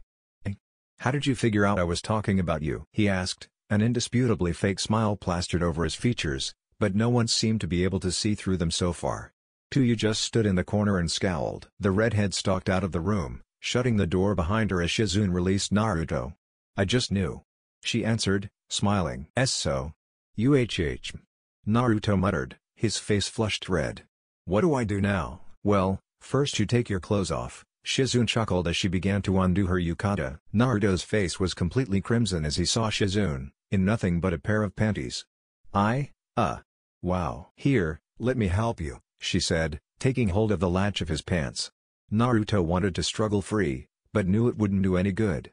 Shizune was Tsunade's apprentice. As far as he knew, she could be just as scary as her teacher. "There we go," she muttered as she finished pulling his shirt over his head. And thus the two sat there for a moment on Naruto's bed, in nothing but their underwear. Think I know what to do now." But. "Why don't you start?" Naruto sputtered. "Nervous about your first sexual experience?" Shizune asked, eliciting a nod from the boy. "I was too, don't worry, it's normal," she added, reaching out for his hand and pulling it to her breast. Shizune-chan? Baby steps, Naruto-kun?" Shizune smiled, blushing. She was obviously just as nervous as Naruto, even if she was a bit more forward. Yeah," Naruto muttered. Her hands returned to his shoulders, but Naruto's hand remained on her chest, giving it a tentative squeeze. She blushed brighter, but nodded for him to continue. At this, he began to inch forward. When he'd closed half the distance between them, his other hand found her chest as well, and he felt her slowly pulling him towards her. After what seemed like an eternity, their lips met, sending a pleasant shudder down Naruto's spine. Naruto spent the next half-hour familiarizing himself with Shizune's body, doing so as innocently as he could. He couldn't stop himself, however, after the way she'd responded so positively to him kneading her breasts, or his tongue combating with hers. After the first few moments, Naruto had let one hand leave her chest to explore the remainder of her body, mainly her back and stomach, ending behind her neck, deepening their kiss. "Shizune-chan?" Naruto asked, pulling away and giving the older woman a quizzical look. "Don't worry," Shizune said, nodding towards the boy's lower regions as she pushed off her undergarments, giving Naruto the idea that he was supposed to do the same. "I've got some experience in this stuff." When both were completely nude, Shizune was lying down on Naruto's bed, while he sat back on his haunches at her feet. "You do?" Naruto asked, taking in the magnificent beauty that was her fully nude form. Shizune giggled. "Well, it's good to know you like what you see," she chuckled, causing Naruto to immediately cover his manhood, blushing profusely. "Oh, don't be embarrassed. I've seen worse from men twice your age." Naruto's eyes widened slightly, and he slowly let his arms fall to his sides. "Why you have?" She nodded in response to his question, motioning for him to come closer. "Shizune-chan?" he asked as he held himself suspended over her. "Okay now, nice and slow your first time, ni?" she asked, guiding him down with her gentle touch.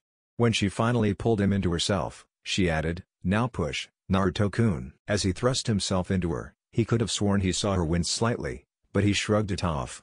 She couldn't possibly have been a virgin. "Shizune-chan?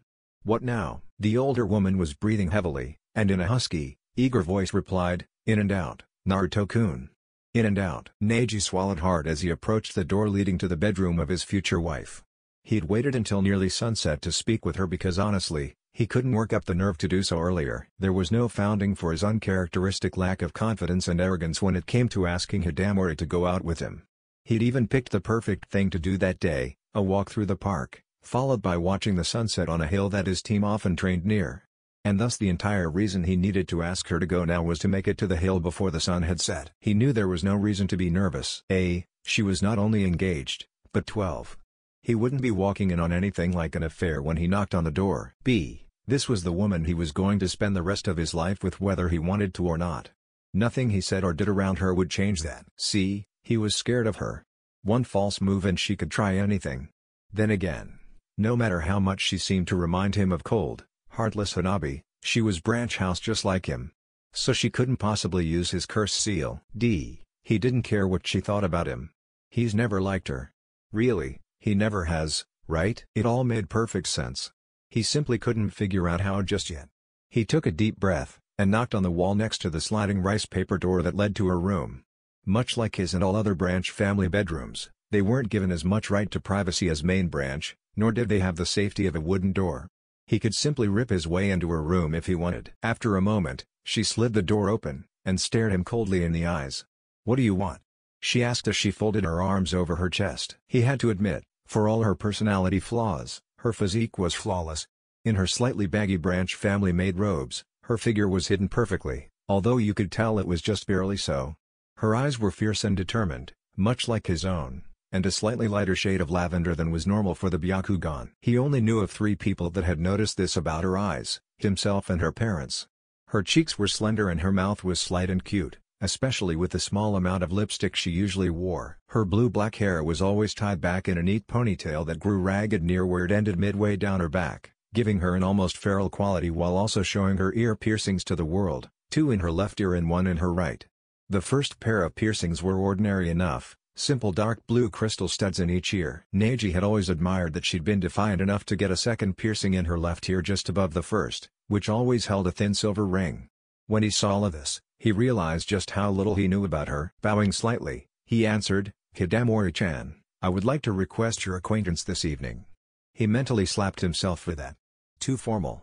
He smirked as he thought of the most informal person he knew. What the hell? He chuckled in his mind. Rising from his bow, he reached his right arm back to scratch his neck as he'd seen the goofy blonde do countless times, and glanced over her shoulder and into her room. What he saw made him smirk. "Would you go out with me?" he asked casually. He barely caught the smirk on her lips before she hid it under a scowl. "We're going to be married to one another. A date seems like a pointless and unorthodox waste of time, wouldn't you agree?" Neji gave the most sincere smile he could, which wasn't much more than a smirk, and said, "A friend of mine once taught me that you can't always go by tradition alone if you want to live life for yourself." She smiled warmly at his reply. "Just what I wanted to hear. Wait there for a moment while I change into something more appropriate for an outing," she said, sliding the door shut behind her. Neji simply sighed as he leaned his back against the wall and let himself slide into a slouch, chuckling merrily. Hidamori undid her robes, taking them off in a single motion before scooping up her yukata and glancing around her room. Everything just seemed brighter. She had her futon, her closet, the window with the small potted flowers, and the picture of her parents on the wall along with her desk and chair. As she slid her clothing over her lithe frame, she glanced down at her desk, more importantly, the framed photograph of her husband-to-be that she kept there. She smiled once more before tying off her sash and sliding the door open. "Let's go, then," she chimed. "Any idea what we're actually going to do?" As Neji stood, he answered simply, "Talk and watch the setting sun together. Like a couple should." She smiled broadly and took his arm. "I see there's hope for you yet, husband." Neji was surprised how many items of common interest he could find between himself and his cousin. Both he and Hidamori despised pointless chatter, had similar interests in food, and felt very strongly about the oppression of the Branch family. What surprised Neji, however, was that despite having gone over the basic Juken forms, she had otherwise received next to no ninja training whatsoever, her entire worth to the clan having simply been her position as a maid. At this, Neji decided he would find a way to get her out of cleaning duty for a while, probably by asking Hinata, so that Hidamori could train with Team Guy, to which she heartily agreed. One thing Neji found slightly unsettling were all the odd looks Hidamori was receiving because of her caged bird seal. She explained it as a simple matter of not having anything to cover it with, which he responded to by buying her a fine linen headband, deep navy blue to blend into her hair. "You know, you really didn't need to buy me anything," she muttered as they made their way up the hill. "You were more uncomfortable than I was with all the looks. So yes, I had to." He thought for a moment. "I wanted to." She nuzzled further into his arm, leaning against him as she walked. "We're here, right?" "Yeah," Neji replied, sitting down on the grass as the sun began to dip over the horizon. "It's pretty," Hidamori muttered, following him onto the grass and wrapping her arms around him. He in turn, placed an arm around her waist and pulled her as close to him as he could. Once the sun had set, and the colors on the clouds began to fade, Neji yawned and leaned back into the grass. Hidamori, however, turned and laid herself down atop him, snuggling into his chest for warmth as night began to set in. "You know," she started, glancing up at his face to see his reactions. "I don't think I'll mind being stuck with you for the rest of my life." Neji chuckled in response. "I don't think I'll mind either. Just remember to take me out on lots of dates before we're married." "I will," Neji said. After a few moments staring at the stars, he decided it would be best to head home for the night. "Hidamori-chan?" Looking down, he saw the girl in question sound asleep. "Oh well, at least she's warm," he thought, wrapping his arms around her to try and keep her warm before drifting off to sleep himself. After several hours, Shizune was thoroughly exhausted. "Naruto-kun," she panted. "I'm tired." Naruto had been resting at the moment as well, and pulled himself up for a moment to look down at her. "Aww. Okay," he said, lowering himself back onto her and nuzzling into her chest. "We can go ahead and sleep for a while." "For a while," Shizune mused before she drifted off to sleep with her young lover safely nestled in her arms. Neji awoke at dawn, dew completely covering both him and the girl he was still laying under. "Hidamori-chan? Wake up," he muttered, jostling her slightly to rouse her from her slumber. "NNN. Neji?" she asked as she pushed herself off of him, hanging over the boy with a broad grin as she looked into his eyes. "You know," she added, dipping herself down and pecking her lips to his. "That was our first night together." Neji's cheeks tinged pink as he pulled himself out from under her. Yes, it was," he replied. "Last night was fun." She muttered. "I don't mind if you want to sleep with me again." Before he could get any ideas, she quickly added, "Just as long as you know I'm not letting anything intimate happen until we're married." Neji chuckled. Fair enough. When the pair had finally returned home from their night in the training grounds, they decided it would be best to clean up a bit before trying to talk Hinata or Hiyashi into letting Hidamori have the day off. Unfortunately, nothing seemed to be going as planned these days. "And Neji-ni-san?" Neji spun on his heel to face his eldest cousin. "Hinata-sama. I wasn't expecting to see you here." Even Hinata could tell there was something wrong with this. "Wait a second." Ruffled hair, a bit sweaty, disheveled clothes. They're even a little muddy and have grass stains. "Hey, Okami. You too," Hinata mumbled, causing the pair to glance at each other in confusion. "You slept with her?" Neji and Hidamori both blushed at Hinata's outburst. Neji was about to deny everything before Hidamori spoke up. "So what if we did?" Hinata flushed red, twiddling her fingers in embarrassment. I. Out with it, girl," Hidamori blurted. Apparently, she wasn't used to talking to main branch Hyuga. "I need advice," Hinata snapped. The pair she was addressing felt their cheeks faintly redden. "I need help." "Why with that?" she mumbled, poking her fingers together and hoping they understood. Neji's cheeks grew crimson. "Hinata-sama. You shouldn't be thinking about that at your age." When Hinata gave him a confused glance, he sighed. "I'm sure Naruto-sama is a wonderful boyfriend. But you cannot let yourself be dragged into situations that you feel uncomfortable with. Choose the pace your relationship progresses yourself. If Naruto-sama doesn't like it, then I will be forced to reassess my opinion of him." "Yes, Neji-ni-san," Hinata replied with a curt bow before scurrying away. "So, let the girl decide, eh?" Hidamori chimed. "Why yes," Neji responded. "That is how things are done. Right?" "Not always." She started walking back toward her room. "But, I guess you can have a little fun for thinking so." Hidamori sang seductively as she rounded a corner in the halls. Neji blushed a deep crimson as he skittered along after her. Naruto yawned and stretched as the sun bled through the window. He immediately wondered why his bed was quite a bit softer than usual, finding a naked woman under him. "Shitsu, ni? Oh, right, He remembered the happenings of the night prior, letting out an oddly lecherous giggle as he reached out with both hands and began massaging her chest. "Oh Shizun-chan," he cooed. The older woman moaned in her sleep before seemingly realizing what was going on and shooting up, nearly knocking the blonde to the floor. "And Naruto-kun? So we really—" "You were my first, Shizun-chan," Naruto said solemnly. "That means a lot to me, and well. Thank you." "Why you?" Shizun muttered, catching his attention. "You were my first, too. Naruto-kun." "Why you really were a virgin?" he cried. I thought maybe when you acted a bit weird at first. But," Shizun put two fingers to his mouth, silencing him. "Do you remember what you promised me when we woke up?" Naruto gave off a lecherous grin. "Okay, Shizun-chan," he muttered before reinserting himself into her. Hinata let out a dejected sigh as she walked aimlessly through the halls of the Hyuga compound. She seemed vaguely familiar with the place she was at, but in her state, couldn't tell north or west from down or up. Thus her surprise when she found herself dragged into a room off to the side. "Ne-san," Hanabi muttered. Hinata found herself in Hanabi's room. "Huh.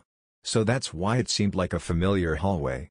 What is it, Hanabi-chan?" I'm going to be sleeping with the same man as you," Hanabi said suddenly, both sisters flushing at the words. It was meant as a question, but said like a statement. "Why yes. You are," Hinata answered. She'd thought about it quite a bit since she'd heard, and now she knew her sister had as well. It was rather unsettling to know that the man you intended to let inside you would probably spend just as much of his time in your sister. "This is going to be an awkward marriage, isn't it, sister?" Hanabi asked, looking down at her hands. "Yes. If we let it," Hinata answered. Hanabi looked confused for a moment before Hinata continued, both sitting down on Hanabi's futon to make talking at least a little easier. "If we get used to the idea and comfortable with each other, then you and I should be able to live like most other married women." "See comfortable, Ne-san?" Hanabi asked. At her sister's nod, the younger girl began inching towards a confused Hinata until their lips met in a chaste kiss. For some reason, Hinata couldn't bring herself to move before Hanabi kissed her, but afterwards she sputtered backwards in utter confusion. "Hanabi-chan?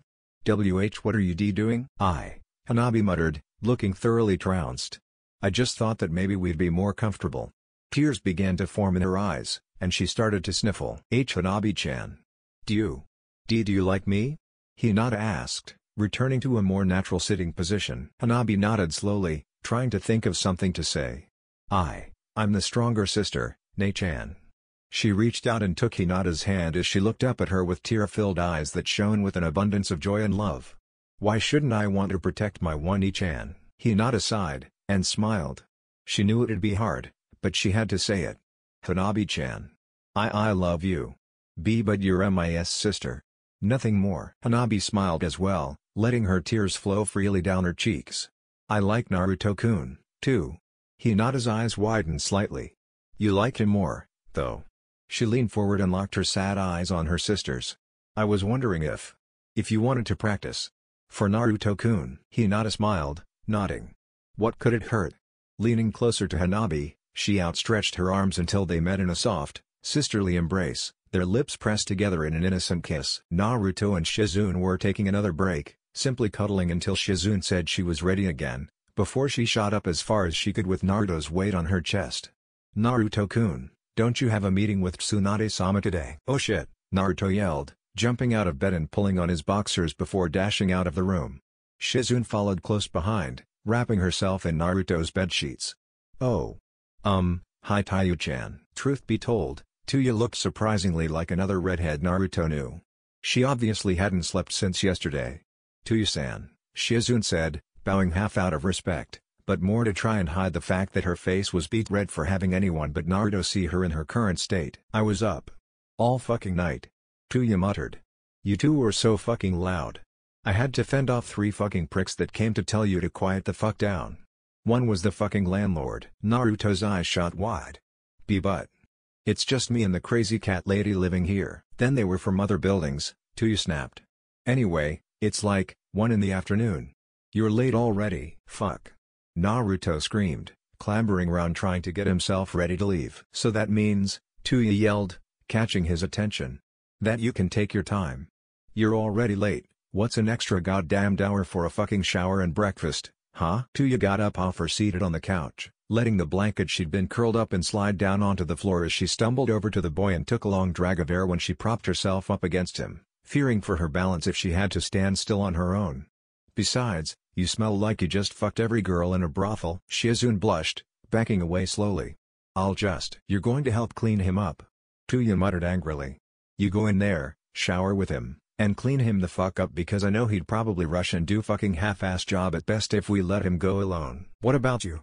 Shizune asked as Naruto started off towards the bathroom to start the water. "I'm going to make the fucking breakfast that we're going to eat when you two get out of the fucking shower," she responded, picking up her heavily caffeine-laden tea from the table and downing what remained. When Shizune turned to join Naruto, however, she was stopped when Tuya spoke again. "So, was he good?" Shizune turned back to the girl and smiled. "Would I have been that loud if he wasn't?" Tuya chuckled, shaking her head as the two went their separate ways. About an hour later, Naruto and Shizune came out of the bathroom, each wrapped in a towel as they made their way to gather up clothes for the day. Shizune wore what she'd arrived in, as it was still rather clean, and Naruto put on a fresh set of everything. "What the fuck took you two so long? You guys fuck in the shower too?" Tuya asked, and at their simultaneous blush, groaned. "You did, didn't you?" They both nodded. "Sorry, Taiyu-chan," Naruto muttered as he made his way to the table, Shizune following behind him. "Don't worry about it. I'd have fucked you too if we showered together." Tuya always found it fun to make the blonde boy blush. After their breakfast of bacon, toast and ramen, Naruto and Shizune made their way to the Hokage Tower. Tuya stayed behind, passing out as soon as she got to the bed. She honestly didn't care if it still had a giant wet spot. When they finally arrived, they were surprised to find Tenten in the office alongside Tsunade. "Do you two have any idea how late you are?" Tsunade bellowed. "Sorry, Tsunade-bachan. We got a little sidetracked," Naruto muttered, rubbing his neck in embarrassment. Tsunade waved him off, smiling. "So, Shizune-chan. Was he good?" "Why does everyone keep asking me that?"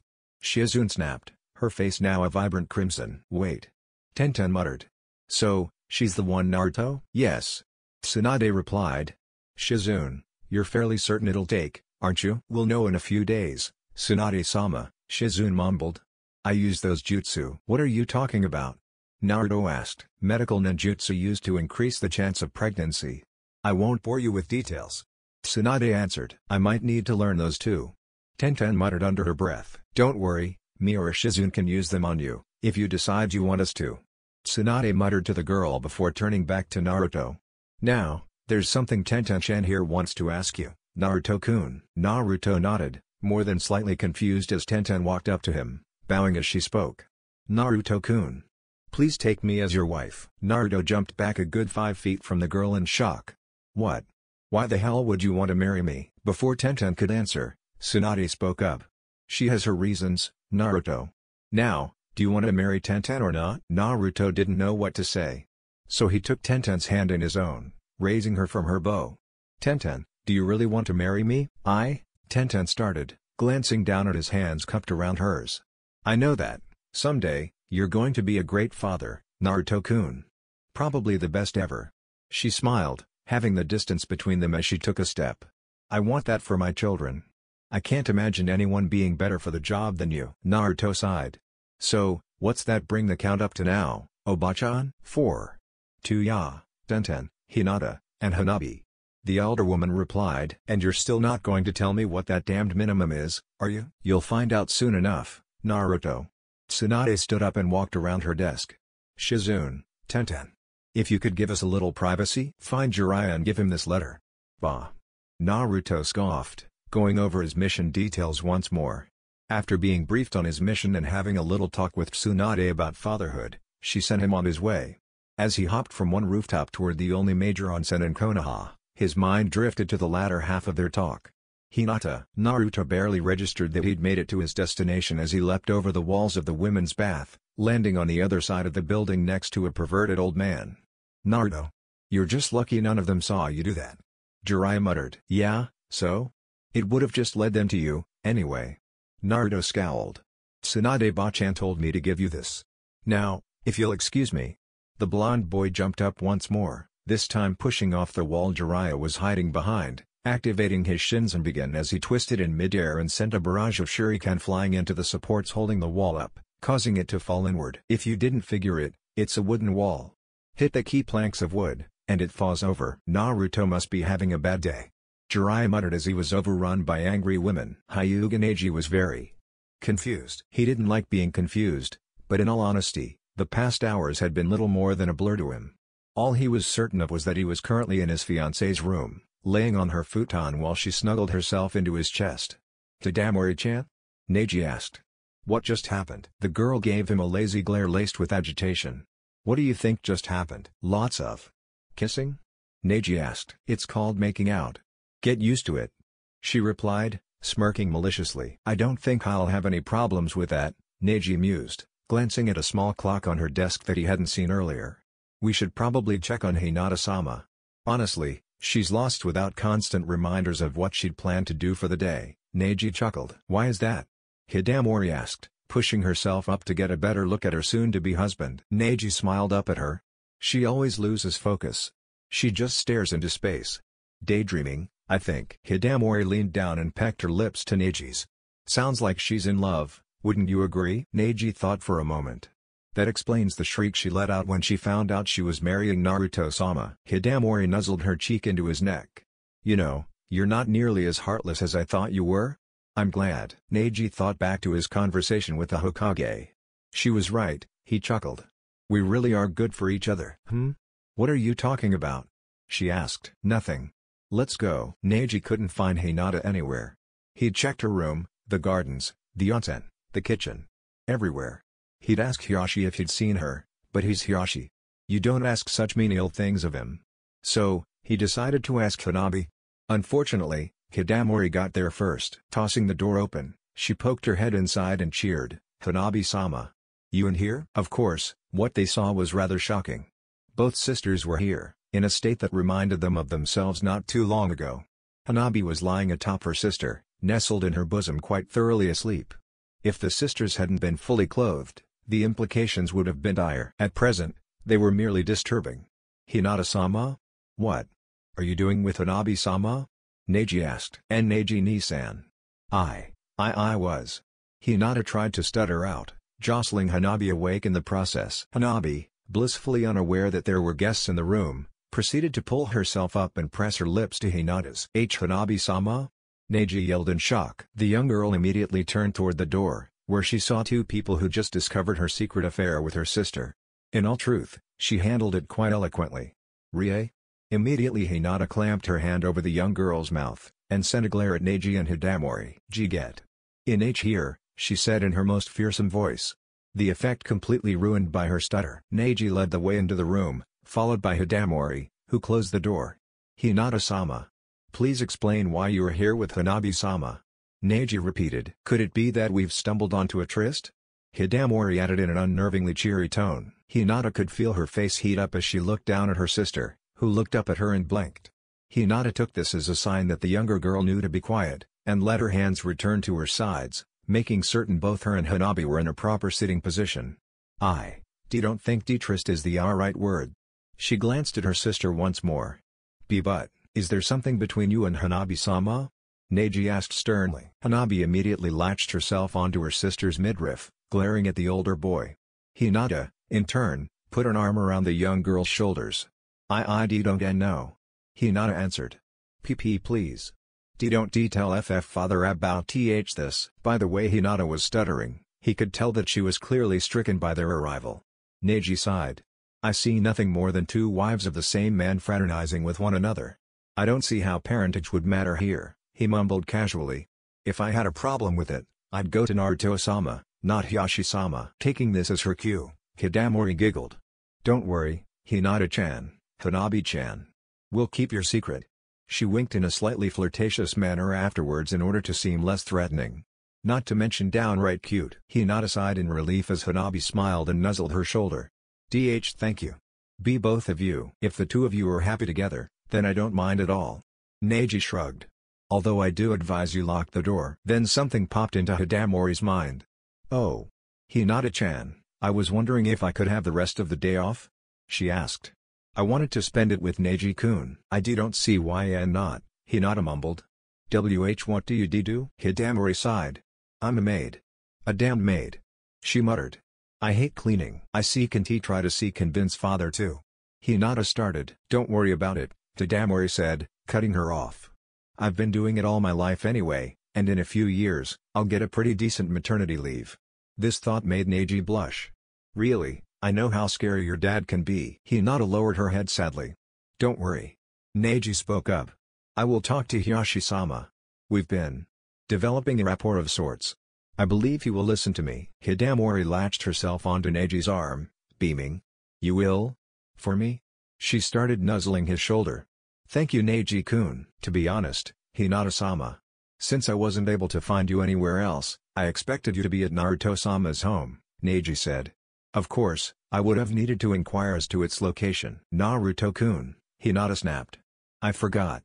I need to go." Hinata dashed out of the room, leaving Hanabi, Hidamori and Neji in awkward silence. Naruto practically had to drag himself up the stairs to his apartment.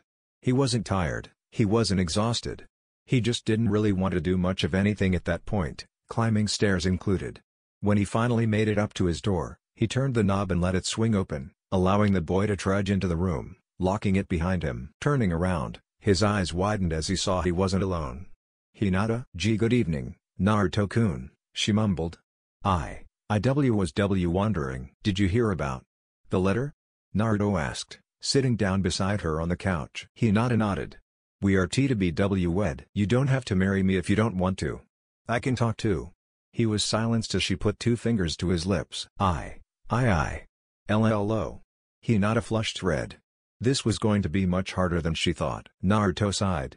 If she couldn't talk, then he'd do the talking for her. "Do you want me to call off the wedding?" She shook her head. "You want to marry me?" She nodded. "You like me?" he asked, using the only L word he thought she could mean, eliciting another nod. Hinata took 3 deep breaths, and unzipped her jacket.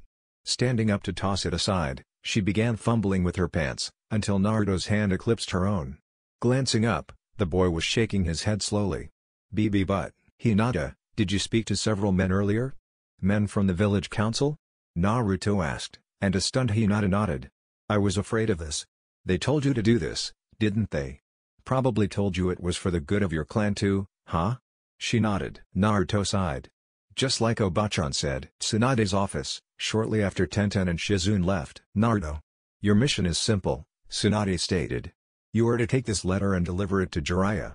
Before the young blonde's inevitable hissy fit could start, she continued in a tone she used to remind people just who was Hokage. "This is because I don't want to track him down myself. Shizune is busy at the hospital, and it contains sensitive information that I can't trust to anyone but you two." Naruto felt his rage subside, just as was Tsunade's intention. He was about to turn, but something in the way she looked at him kept the boy from moving. "I hate to ask, but what else did you want to talk to me about?" Tsunade looked delightfully surprised. "I can't believe you could actually tell that I had something else to say before I had to call you back."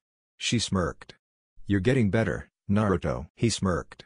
"What happened to Kun?" Tsunade chuckled. "How does it feel to be a man, Naruto?" "Whu what?" Naruto snapped, trying to hide his embarrassment within rage. "Naruto, as a man, I'm going to be expecting a lot more from you," she said, almost as if she's prepared a speech. "The next time you're in my office, I'm going to be giving you harder missions, a share of my paperwork to help prepare you to handle all of it someday. And..." She paused for dramatic effect, her voice softening significantly as she continued, "I'm going to try to show you the same respect I show all of the other men that walk through those doors." "Obachan?" Naruto asked in confusion. "How many times have I told you not to call me that?" Tsunade growled. "It doesn't matter."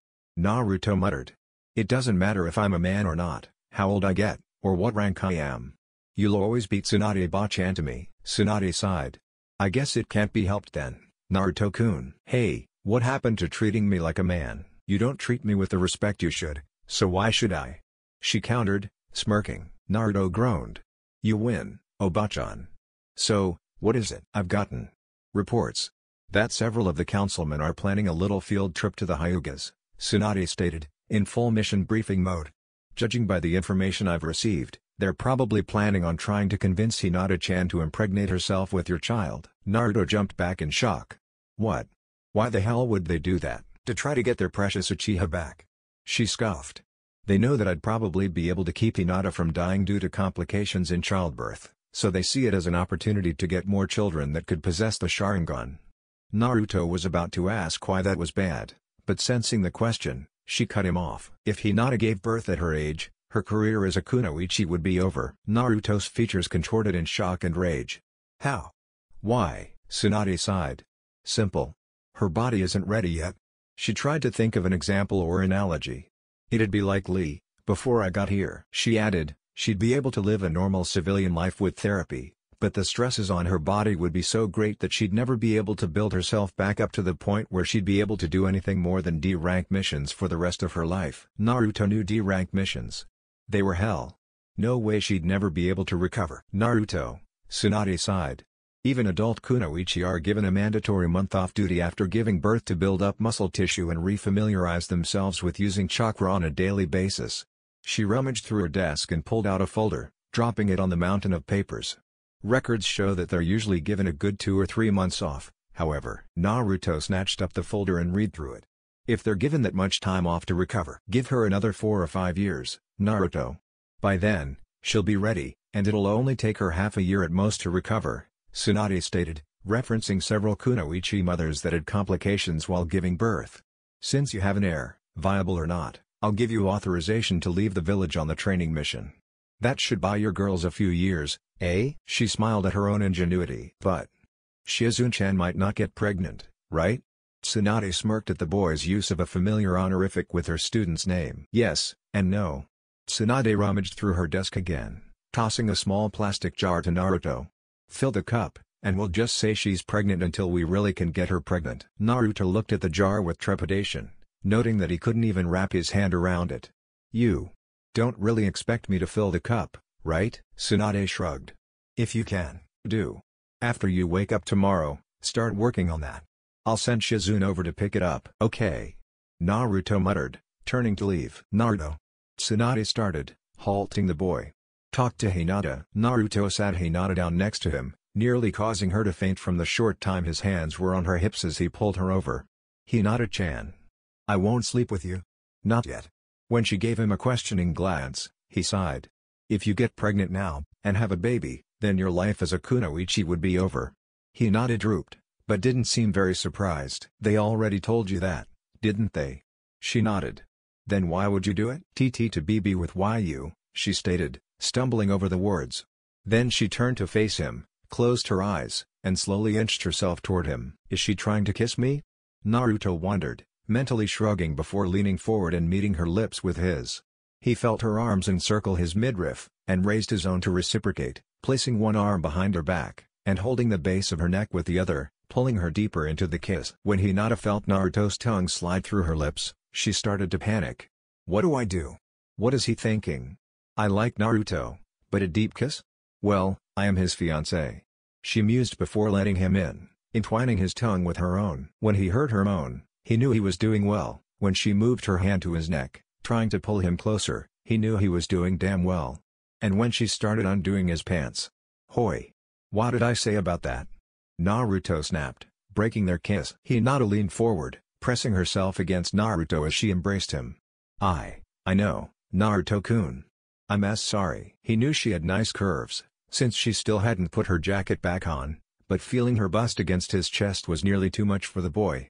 It's okay, Hinata-chan, he said, pushing them apart, both so he could look her in the eye and to try and halt his arousal. Listen, it's late, so why don't you stay here tonight? Hinata's cheeks turned crimson, and she nearly fainted. I mean, if we're still fully clothed, there's no problem, is there? Hinata nodded, and Naruto led her to his bedroom.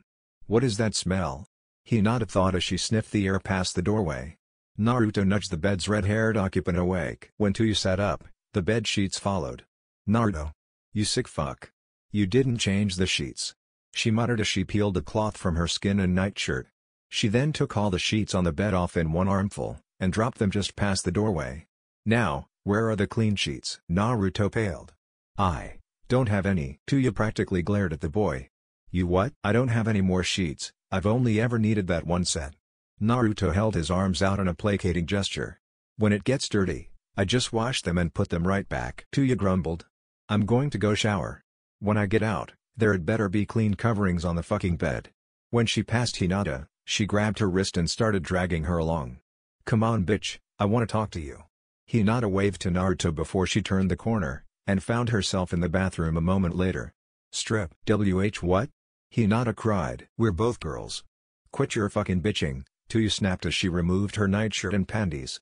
You're Hinata, right? Hinata was blindsided by the question, and the redhead's figure. She has to be twice the woman I am. Literally. Why yes. Hyuga Hinata. Take your fucking clothes off, shouted Tuya, pointing at Hinata's pants. You're marrying Naruto, aren't you? Hinata was already fumbling with her pants when she was hit with another question.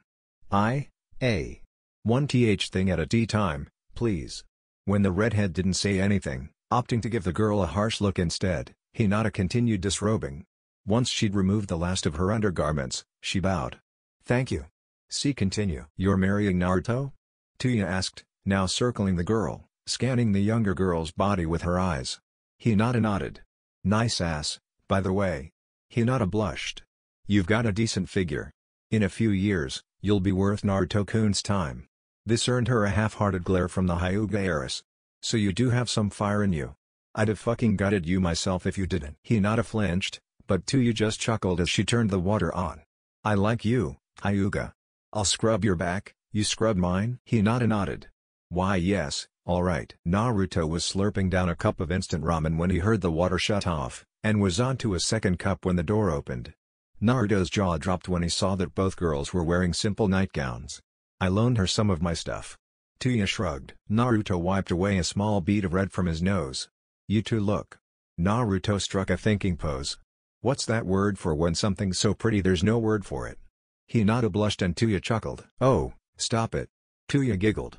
Upon seeing his slightly serious expression asked, holy fuck you really were asking that, huh? Naruto nodded and then sighed. Oh well. It doesn't matter. Here. He handed both of them a cooked cup of ramen and a pair of chopsticks. I started those when I heard the water shut off. Not good to go to bed with an empty stomach, you know. He added as he dug into his third cup for the night. By the time Tuya and Hinata had finished their cups, Naruto was contemplating whether or not to cook himself a sixth. Come on, noodle fucker. Bed. Tuya jeered, grabbing the boy by his wrist and dragging him off. You too, Hyuga. Tuya nodded in indifferent approval at Naruto's bed, now covered in a good 3 layers of blankets as makeshift sheets. Sue. Naruto muttered as Tuya hopped under the top blankets. Come on. The redhead cheered, reaching out to grab Naruto and dragging him in beside her. Hyuga. Bed. Now. Hinata jumped in on Naruto's other side. Now, sleep. She added, cuddling up to her blonde fiancé before drifting away. Hinata too snuggled into Naruto before falling asleep, leaving only the blonde himself awake. I could get used to this, he thought, wrapping an arm around both girls. That's the end guys. If you enjoyed then make sure to leave a comment. This is Chaos Shinobi signing off.